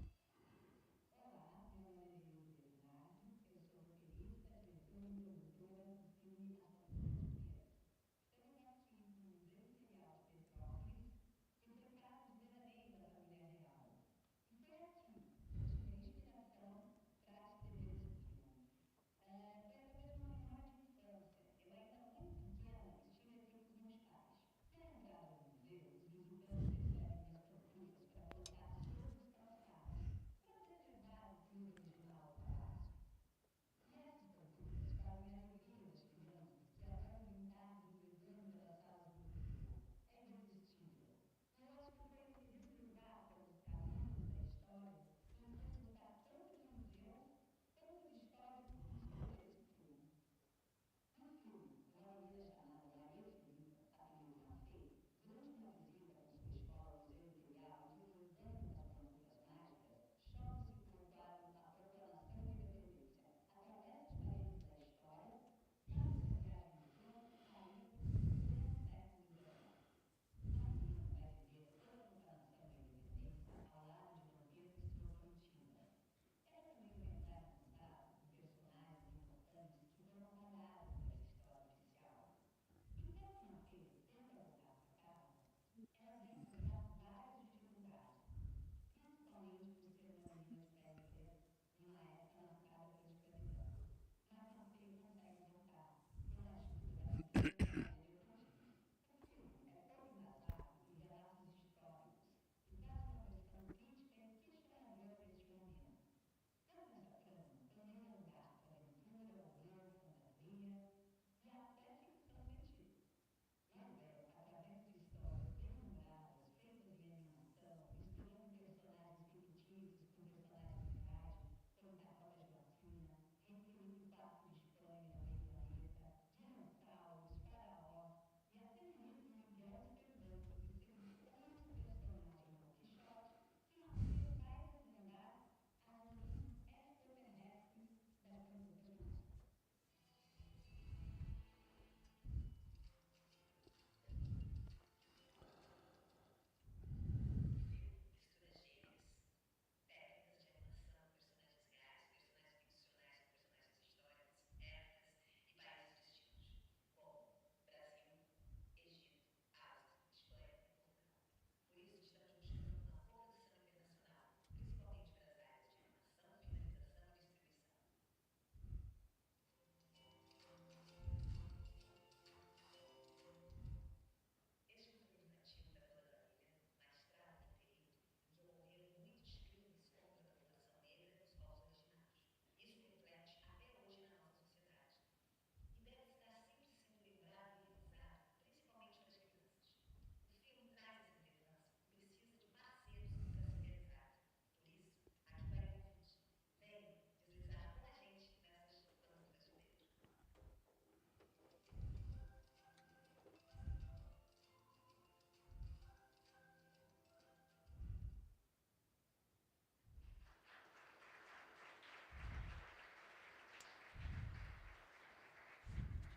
Venham deslizar com a gente nessas pantufas de Pedro. Now we are going to see The Widowers, production Esther Rabbit, Brazil, also on video.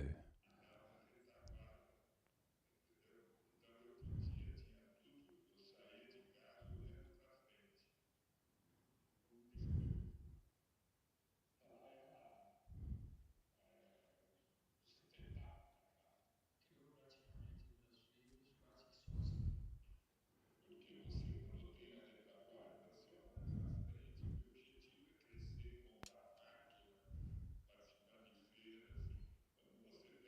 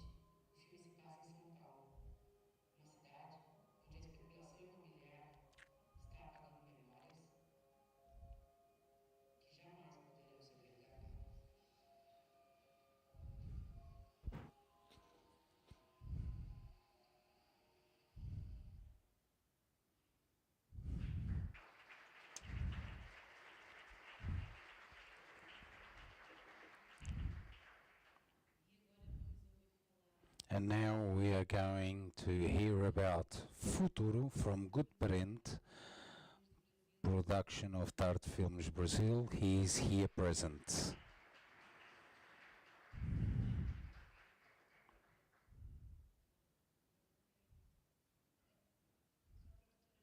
Hello, I am the producer of the film Gostanomo Anima. Hello, good night. It is very good to be able to be here present. We would like to thank GUIဧES for the selection of the project. We would like to thank the Project Paradigm to make accessible our trip here. Future is a drama, suspense, thriller drama that is born from a question that has given us some what would be the future of Brazil if the governmental coup of the right had taken success.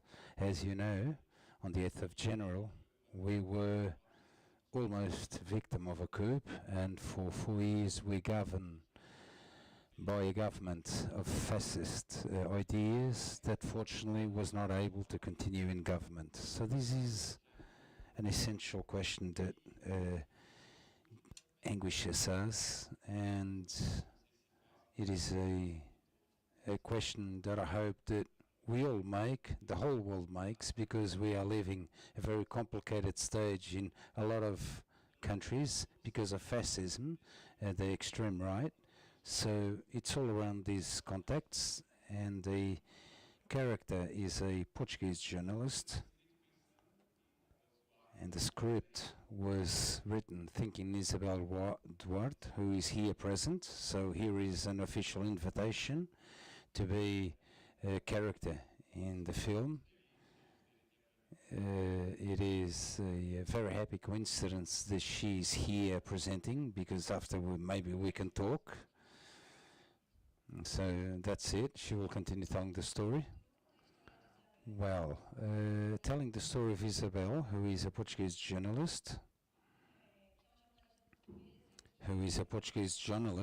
who has been living tormented for the past 10 years because Gloria, a Brazilian producer, was tragically murdered in Brazil. She has been trying to go back to Brazil, and because the film is science fiction, we send a topic of Brazil, and Isabel lost this lover, and she has for 10 years trying to return to Brazil, and she can't do so. And 1 week before Amaro confessed murderer, 1 week before he died, she gains the access to interview him. So she goes not really out of her own free will, and she fights with the newspaper he works for, because she gains authorization to go during the dictatorship to a confessed murderer. Isabel goes along. She goes to Brazil to interview Amaro, the man condemned to death for the murder of Gloria, and she tries through his memories to understand what happened to Gloria, because she never knows what happened to him. Starting from that interview, she understands that she fell in some sort of trick, and she tries to run away from there. She runs away from Fortaleza, the capital of Ceará. She runs to a countryside, and she is being hunted by the government. So she tries to run away from the country, and she gains help from people who are part of the resistance. She meets the farmer Laura, who is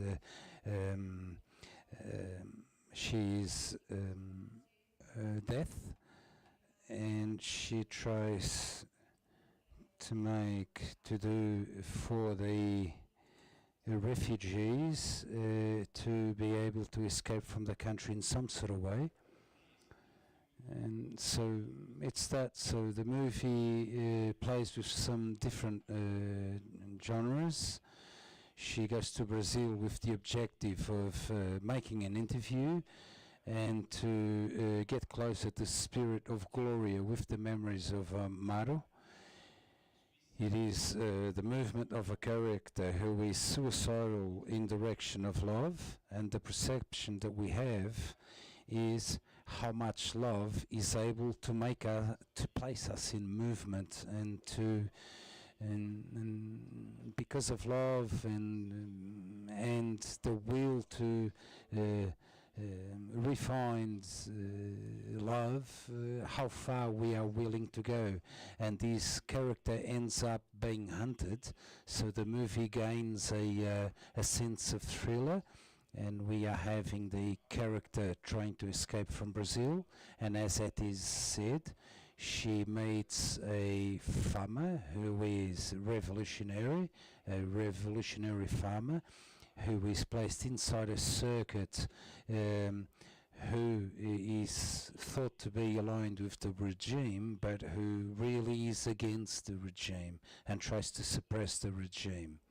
This film, The Future, is our 12th feature film together. We are our production industry is 11 years old today, so we are very happy, and we have been trying to make this film for some time now, and after 4 years without any federal calls for audio visuals, we have enrolled the film, and we are trying to establish a co-production with Portugal. As Ruth said, we think about Isabel, and she is a very important factor for us wanting this co-production in Portugal. And because she is Portuguese and the journalist Isabel is also Portuguese, this is why we would like to film here. Well, I don't know how time is. Are we okay with time? Yes. Well, the good thing about being here is also being able to talk, so I don't know if we can break the protocol and open some windows. Well, come down before breaking the protocol. Let's say that we are very happy because our 11th film will be here in the production of Motel X. So we are commemorating this with these 11 years with Motel X, with the film Future also. So you are all invited to see our film, our cinema. Thank you very much. That's it. Certainly we can't open for questions, but we will have the opportunity to talk backstage and here and there with the interested people and our screenwriters. José Peixoto, Jane Without Fear, with screenplay from J.L. Peixoto and Pedro M. Afonso. Hello, good afternoon. I am Marta Lima. I am representing Agenda Norte, who is best known for being an actor agency, but in the last years has also done some production in the area of cinema in particular, and at this moment we would like to, and we are doing so, supporting young screenwriters. You know that here in Portugal this kind of area is very small still and very concentrated in the area of Lisbon, and we would also like to support this to bring new faces to this world. Pedro is going to tell you a little bit about the story. Hello, my name is Pedro, and above all, I'd like to tell you a story. I was born in a city where the majority of people of my generation, my parents know, my parents were born in a parish that was very poor, in a parish called Melgas. They are like dead parishes because there are no young people. They've all migrated to France, Switzerland, and all of that. But every year, all these migrants return and they bring their children. They return to these Portuguese lands and they bring a lot of love to these Portuguese lands. These small villages.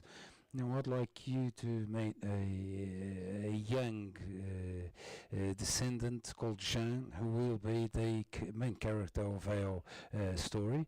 He comes to one of these very small villages. It is like a metafiction of 100 minutes that is based in two distinct timelines. One in 2012, in the year of Troika, when he returns to Portugal in his last vacations, and another in Paris nowadays, where he works as a butcher. Why would we like to tell this story? First of all, we need to understand a historical facts about Portugal.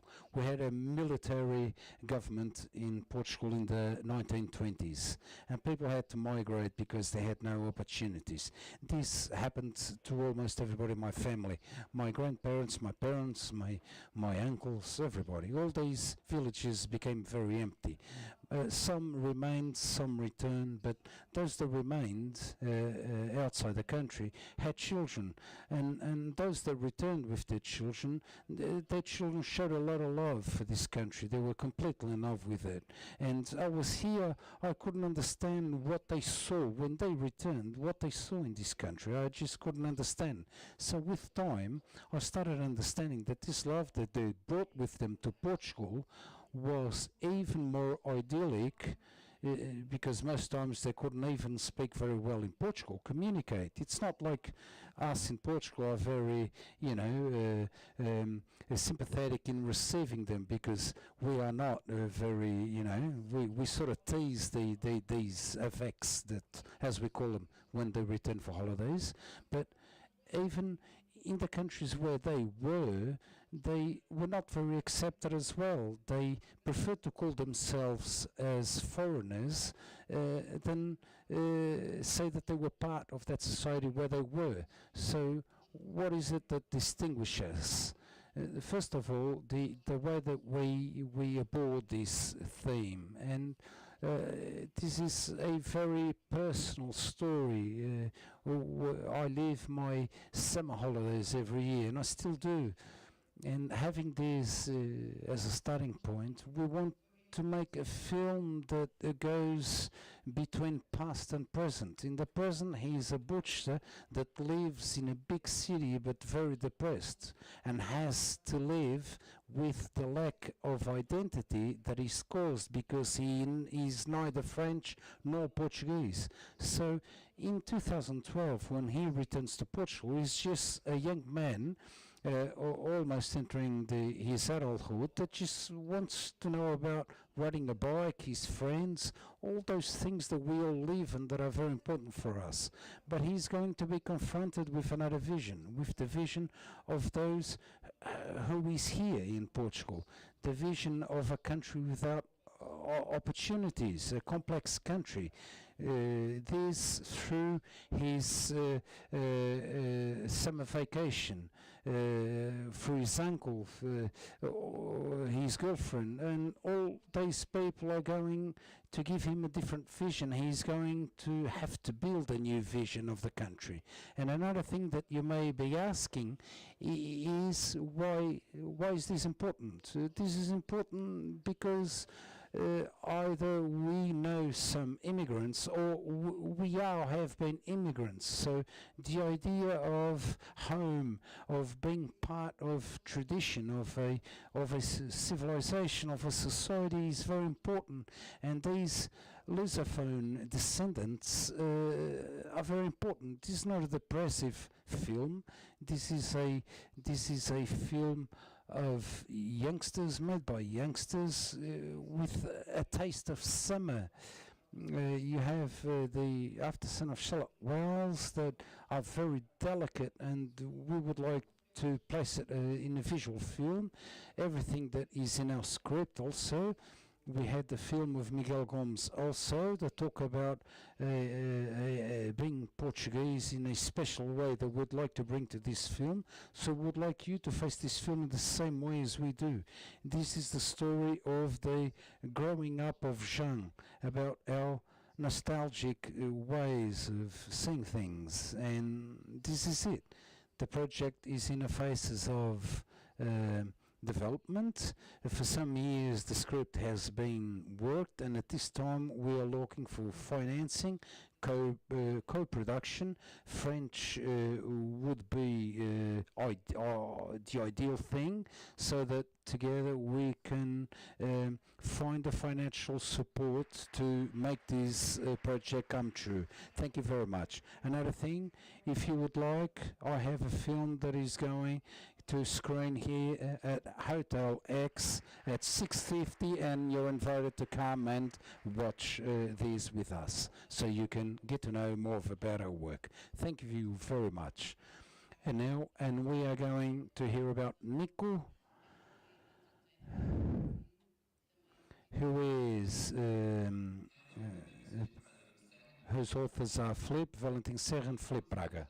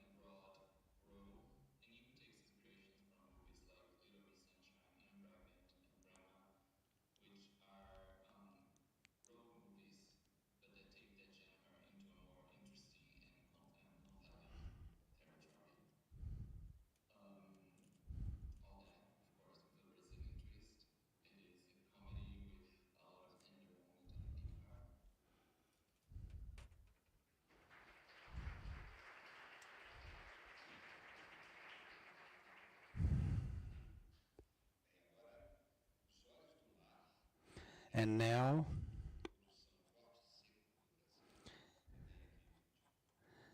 The Ocean's Eyes.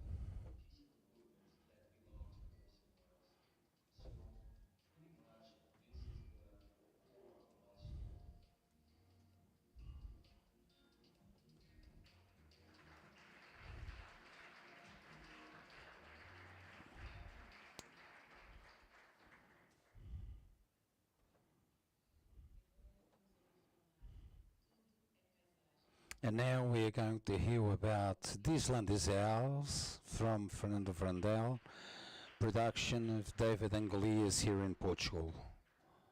Hello, how are you? Hello, everyone. Disland is Ours is a film that is in development, in pre-production.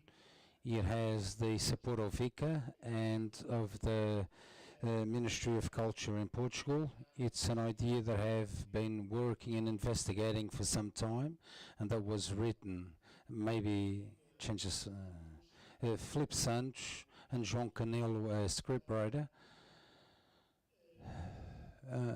The film tells the story of José, an intellectual from left from political, or from the 25th of April, the revolution 1975. José has an editorial function in a big newspaper in Portugal, and he's confronted with all the movements, social and political movements that are happening between extreme left and extreme right. He is left, and in a meeting of left-winged intellectuals, there is a young solicitor, a lawyer that asks for support from the intellectuals to create a library in Lavre, in Alentejo, where there is an evolution of popular movement of the Reforma Agraria, the cultural reform. His partner Isabel gives us some books that he had, some books written by him also, that had been, they were of poetry and of little success, and he's confronted with a society in transformation, occupation of lands, and all the work that was developing from the farming reform.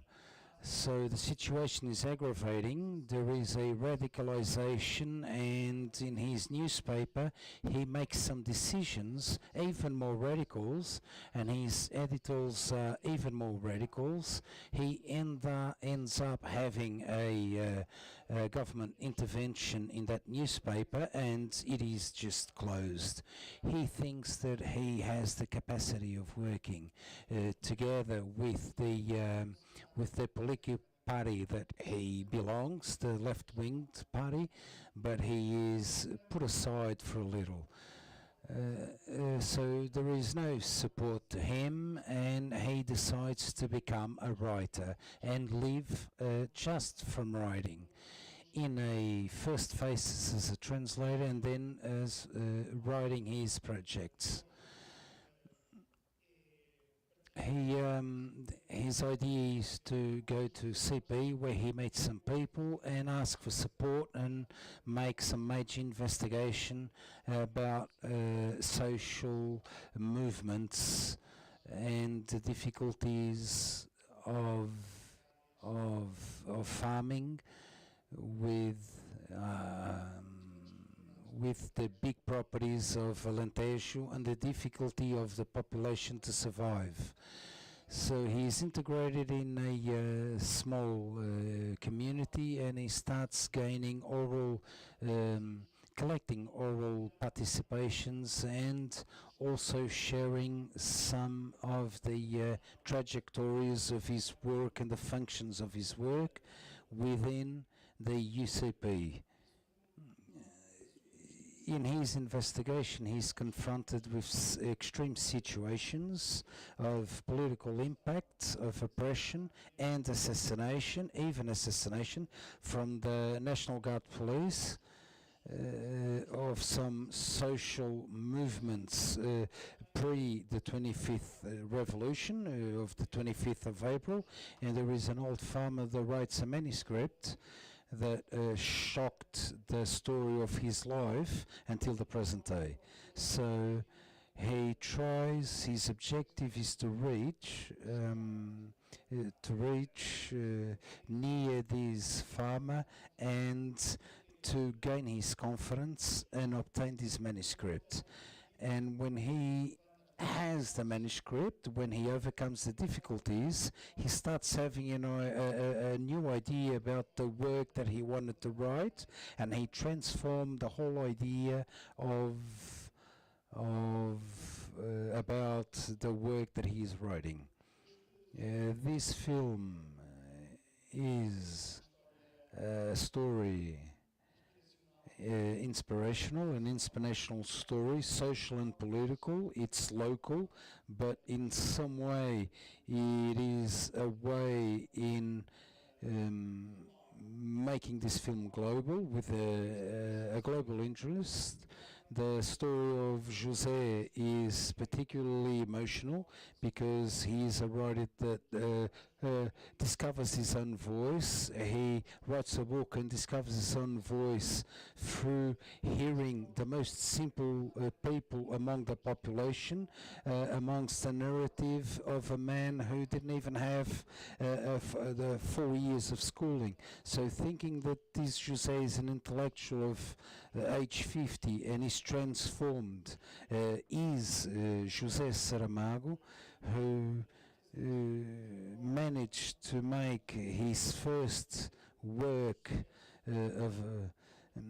make his work a success locally and internationally, and also develop a style that became the style of José Saramago, with long paragraphs, with an impregnated narrative, with a style that he developed beginning from here and after age 50 was transported him to a success writer, and that after that gave him a Nobel Prize. When the Nobel was given to him in 1968, he had a long journey in speeches, honoris causa awards and all of that. But he was the writer invited him to celebrate these awards, and there was a party with a little cake with the cover of the book rising from the floor, and he was together with all the people that protected him. And when the moment came and he started giving his speech, he just started stumbling and he couldn't deliver his speech. This is the project that I'm working on. It is the third of a series of projects. I'm doing 3 men with 3 writers, José Ferreira, Cardoso Pires and José Saramago, and is a project that has this exotism of the nature of Alentejo, which is graphically very unknown throughout the world, and also has a trace of humbleness, of the most simple things, and at the same time gives us a clue of a writer that probably is famous in the whole world. And well, that's about all I have to say. Thank you very much.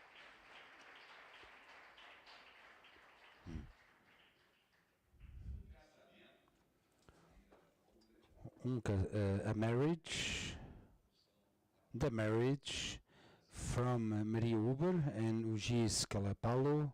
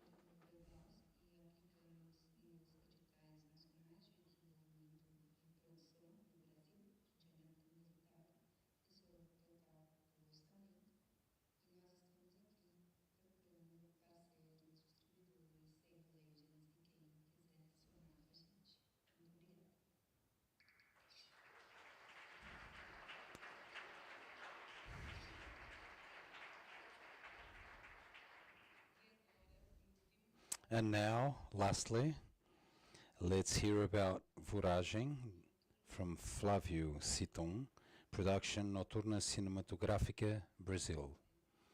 Are you here present? I don't know who.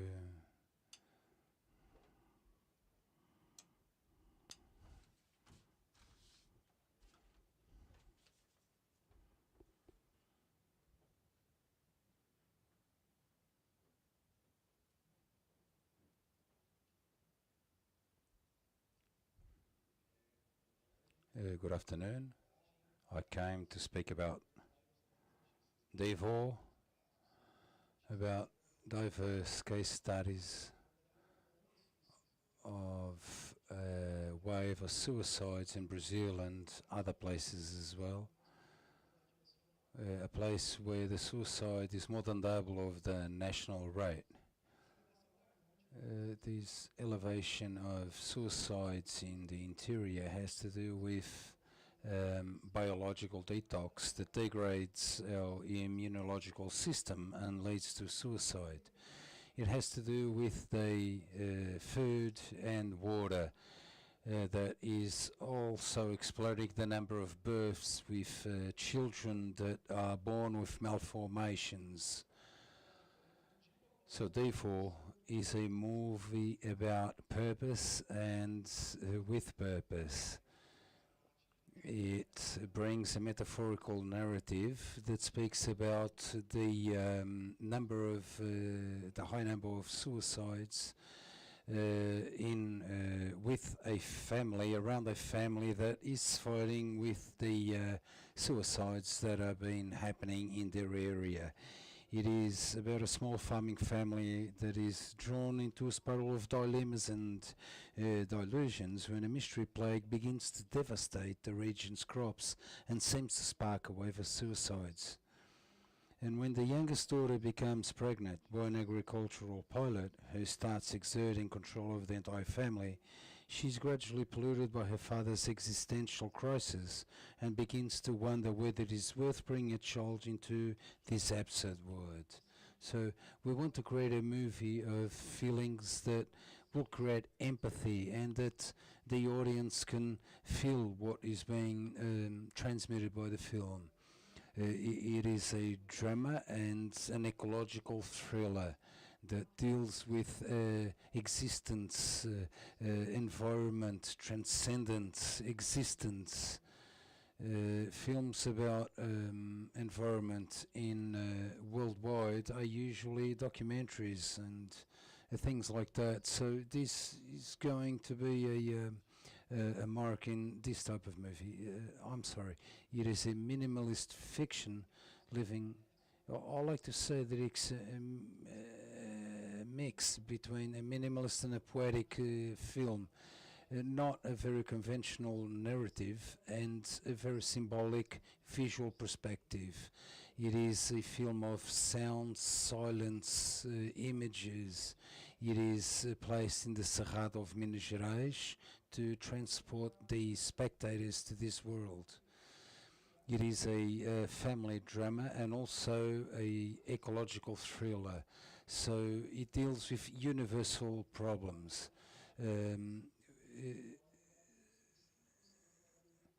The environmental problems will take more than $450 million and our budget is 560,000 euros.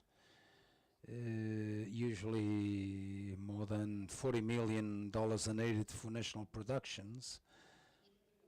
We would like to try the main festivals so that we get acknowledged, and we would also like to gain financial support from streaming, from Europe, we have a foot in North America because of our Canadian production. But we would like to take this movie further and spread it throughout the continents. The indigenous communities of Canada and Yes, about a feminine eye. The movie will be will benefit from a feminine point of view. Our cultural interchange is also very important to gain funds. So it is. Devo is a film of purpose, of society, of the audience. We need a distributor and a producer interested in the movie and in making a difference. Uh, all of you, our families, and those who have not been born yet, this movie is for everyone. So thank you to everyone. Thank you to GUIဧES for producing this festival. Thank you to everyone. Thank you very much.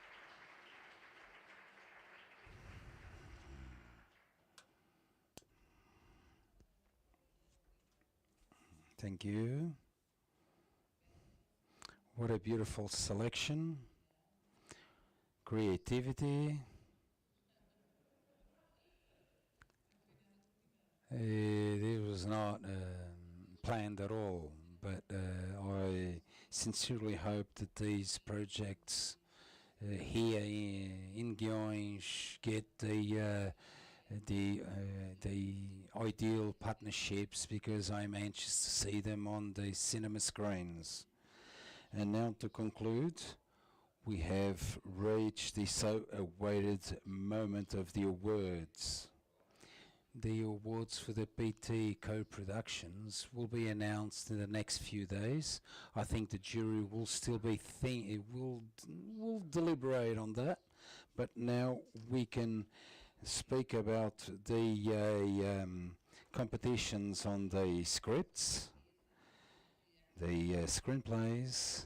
I am Portuguese, but I've been living in Brazil for the past 3 years, so I say mobile phone, I say a cellular phone, and still I am the daughter of a Guinea father and an Angolan mother. So when I get here, I am a pure juice of the CPLP, the Community of Portuguese Language Speaking Countries. So we have come to the very awaited moment of a very special prize, which is the award Mutim. So we call somebody from the direction of Mutim to come and explain better what is the award Mutim. Hello, how are you? Good afternoon. And thank you, GUIဧES, Lewis, and congratulations for the festival. I've seen it grown year after year, and we are very happy to be able to take part in this festival with the Association Mutim, which you don't know. It is the Association of the Working Women with Imaging Movement in Portugal, which is an association that looks for equity in the sector. It is a place of meeting for women, but the men are also invited, where we intend to, sorry about the Portuguese, I am in a, to not, wreck the language very much, but we would like to do continuity of our professionals, and also join forces from our creators and our technicians that don't know, that want to know. We are a team. You can look it up in the internet, or you can talk to me outside. I'm going to open my telephone,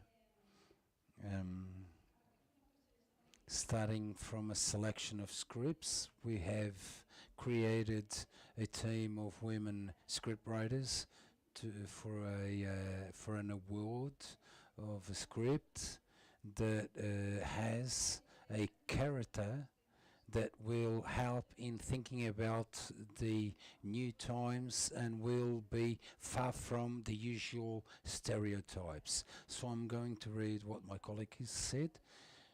The script grabbed the hearts from the the power of the main character. It is a woman in direction of healing, freedom. We are very happy to hear stories that can take into account women, courageous women with density, with story, with purpose in the Portuguese society that will help us as narratives. Patrícia. Vamos para vidas, Patrícia Moreira. Congratulations. For now, the award is a hug. We have another nothing physical. It was just a coincidence I was sitting next to you. The prize consists in support to work your script and to go beyond writing the script. I have nothing in my hand, but give me a hug.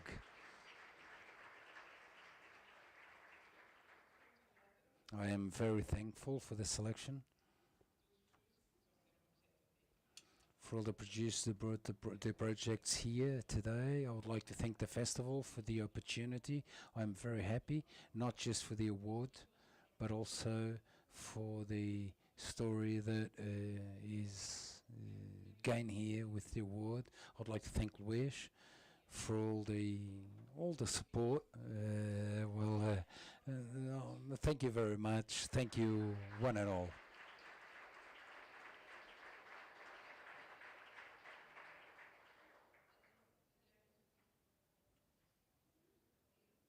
Patrícia, to take a photo, awarded, and then please take another one. Let's take one together. Everyone together. Thank you.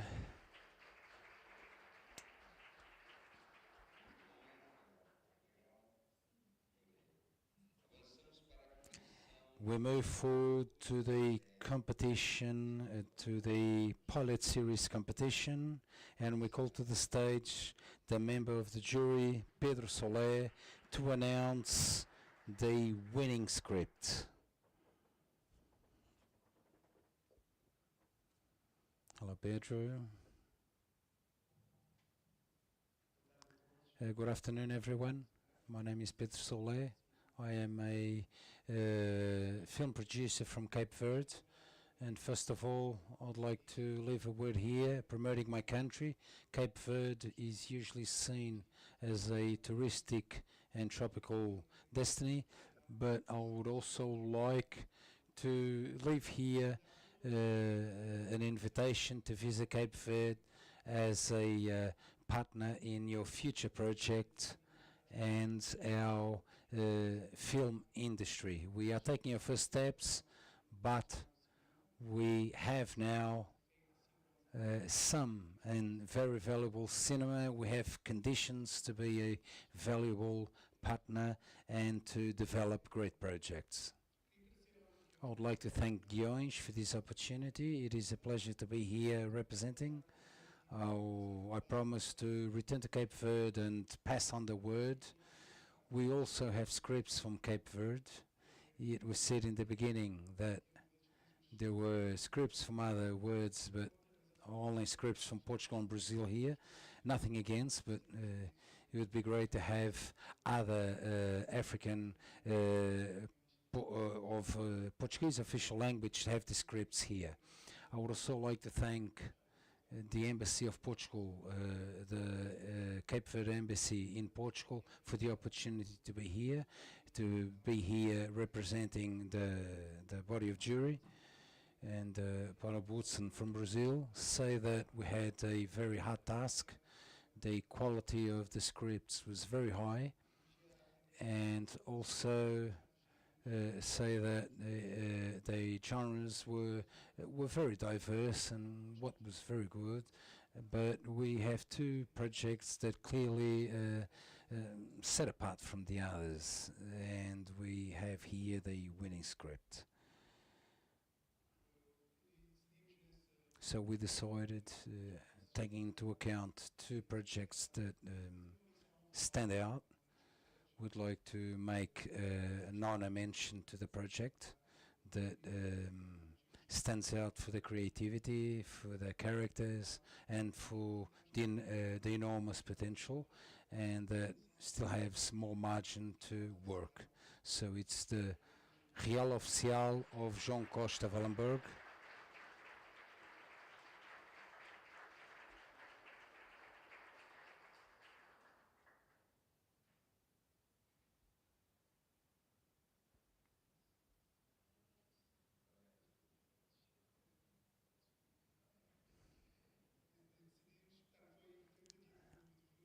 It was a request from the jury because usually it's only one prize, but because of the quality of the project, we asked Luís, because he is always very understanding, and a thankful word for the support. And the award for the best pilot series goes to the project Mango Sujo from Lucian Courage.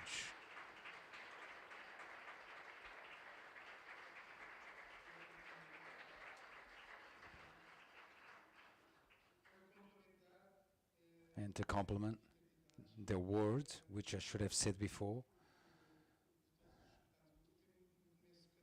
has a very captivating beginning, a very constructive narrative, impressive, and all of this to say that we believe the award was also given in the perspective of having the script that we think is best prepared to make the transfer to the cinema. It doesn't mean that the others will not get there, but it's the one we think is bestly prepared.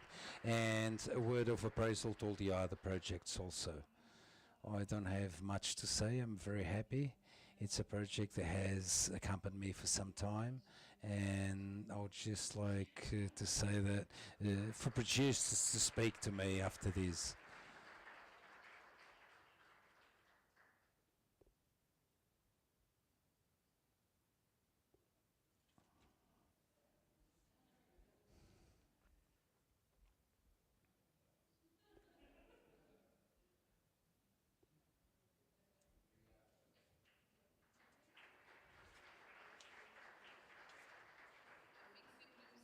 I am always very emotional with the handing of awards. I find it to be a very, it's a big responsibility. I think that all projects have potential, and now we continue to the competition for features. And to announce the award, we have Ferric Cavaca, who is a representative of the jury. So, feature film screenplays. Hello, good afternoon to everyone. First of all, I'd like to thank Festival GUIဧS and Luís for all their work and in developing this festival. In name of all my colleagues of the jury, which is Diogo Carvalho and Luís Asqueira, we had a very agitated debate, but it was very good. And first of all, I would like to congratulate the 5 participants, because they were all very, very good. And we would like to congratulate them because those who right know the psychological involvements and financial and everything that is involved in running a script, we would like to make stand out 2 projects, just like the previous honors mention, because it was a script that took us to live a sensorial feeling with real and unreal characters, and so this honorous mention goes to the Jaguar of Emmanuel Lavor.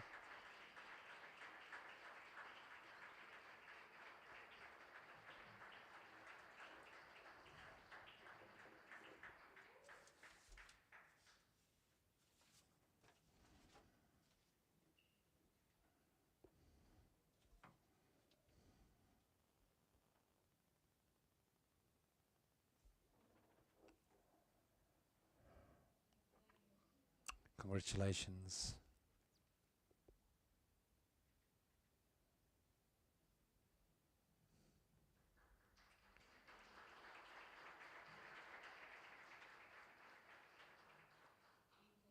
And as the winner of the award for feature film screenplay, not only for the historical research but for the narrative and all the characters so well designed, and this dark period of discrimination and racial society.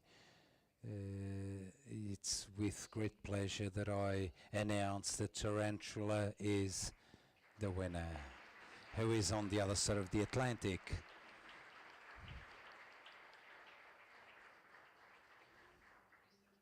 So here goes a big hug for Mario, and once again, congratulations to all the finalists in this category. Thank you, thank you. Well, lastly, we have a very awaited decision for the awards Motel X.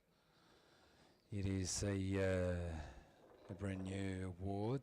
We call to the stage Manuel Bandero, who is the representative of the jury.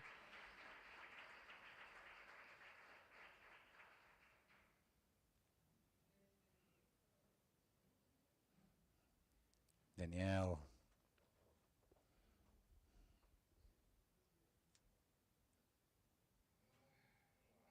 Okay, let's go. So, those who propose themselves to writing a script goes for his own narrative of horror. First of all, for the viscerity that we have of the story that needs to come out in some way, and it torments us, either write it or go crazy.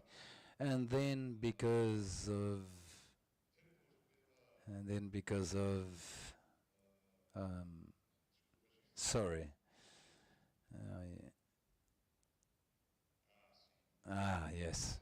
And then because of the disposition, the temporal disposition that we incarnate the characters, and we go into places that many times are not very pleasurable, and we end up incarnating these characters independently.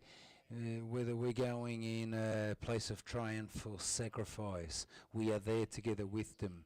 And I think that those who watch the massacre of the Serra Elétrica, there is an image of what is a scriptwriter at the end of his work, and then the visuality of the work.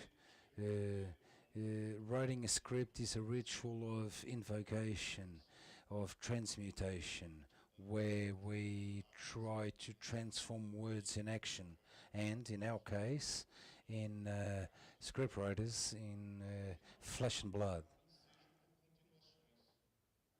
And in continuations, a script exists so that he may continue his evolution process, so that he may become a film, a story.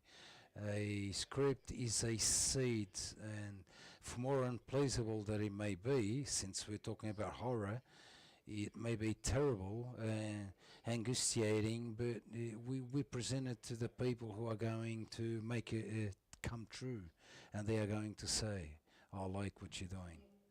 So, but one or another type of continuity has been very debated between the members of the jury. That is the continuity of the Portuguese horror cinema. I am Brazilian.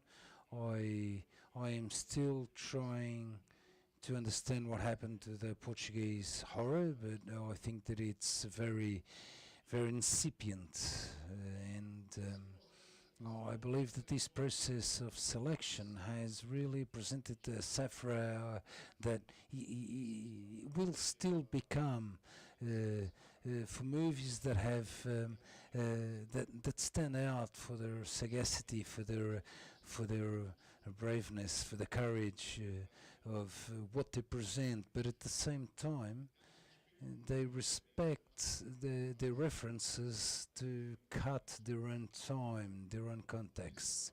So through these eyes and this experience, before anything else, I'd like to thank Luis Campos and João Roteiro Purex script for this opportunity. To present the awards, the winner of the awards, I would like to bring here not the text of Filipe Almeida Fonseca, that has our decision, our joint decision. After reading and rereading all the scripts, the 5 scripts that all deserve the prize, and of a heated debate, the jury came to a decision which was not easy. Each work that has been put forth have a very interesting aspect of what will become the horror movies in Portugal, because of the claustrophobic content, for the oppressive narrative that will maintain the dialogue between spectators and film long after the cinema screen of all these scripts, of the violence, of tortuous road of life. The jury decided to name the prize winner, the award, Trauma and Traumas.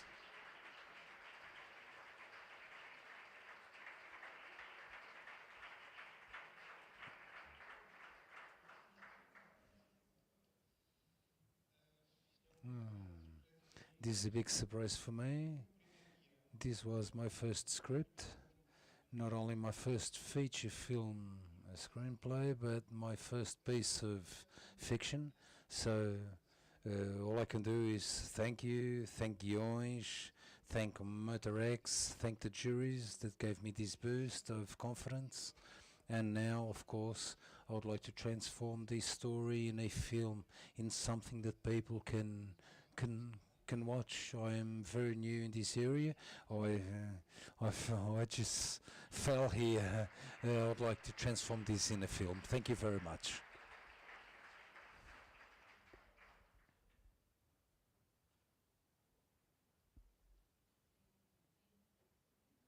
Come, Antonio, come.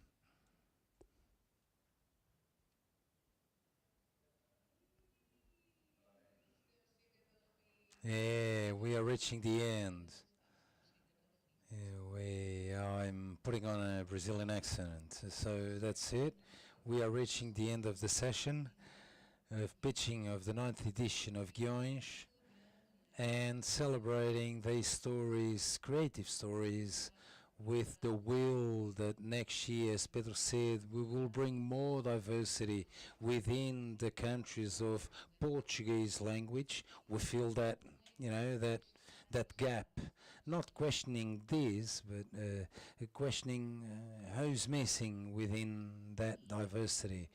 And so I ask you to follow all the information relating the festival at GUIဧES at guioes.com, and all the activities, the incredible activities that are going to happen in the next few days.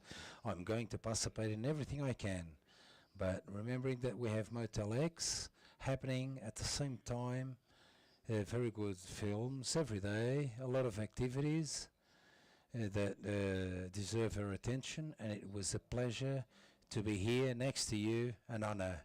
The pleasure was mine. Very happy to be able to hear so many stories. To see them on screen would be very more interesting. So for now, we invite all of you to have a beer over there at the lounge of Motel X. See you soon. Celebrate. Let's continue celebrating and telling stories in Portuguese. Ta-da.